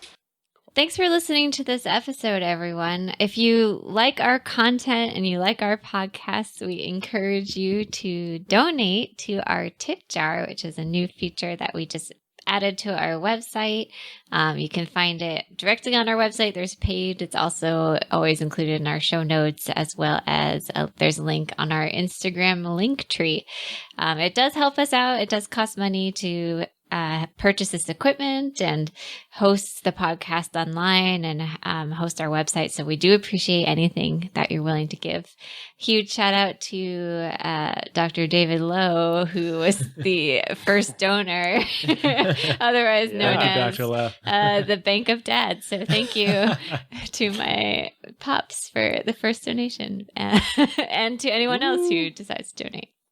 So as we're coming to the ending, we just wanted to say that speaking of work-life balance, we here at the Animation Happy Hour are actually going to take a little sabbatical here at the end of the year. And we'll be back in early 2021 with new content and episodes, but we've been doing a lot of working recently and not a ton of life. So we're going to try to even out that balance a little bit. But we are super excited we're in for the 9th week of crunch right now Yes. on Raya, so Good gracious. we're feeling it. Yeah. Yeah. So we want to put our all in the podcast, and we feel like to best do that, we're going to take a little break, and then we'll be back early 2021, like we said. See you then. That about wraps up the episode. This has been Garrett, Katie. Ben. David. Rebecca, thanks for listening, and Happy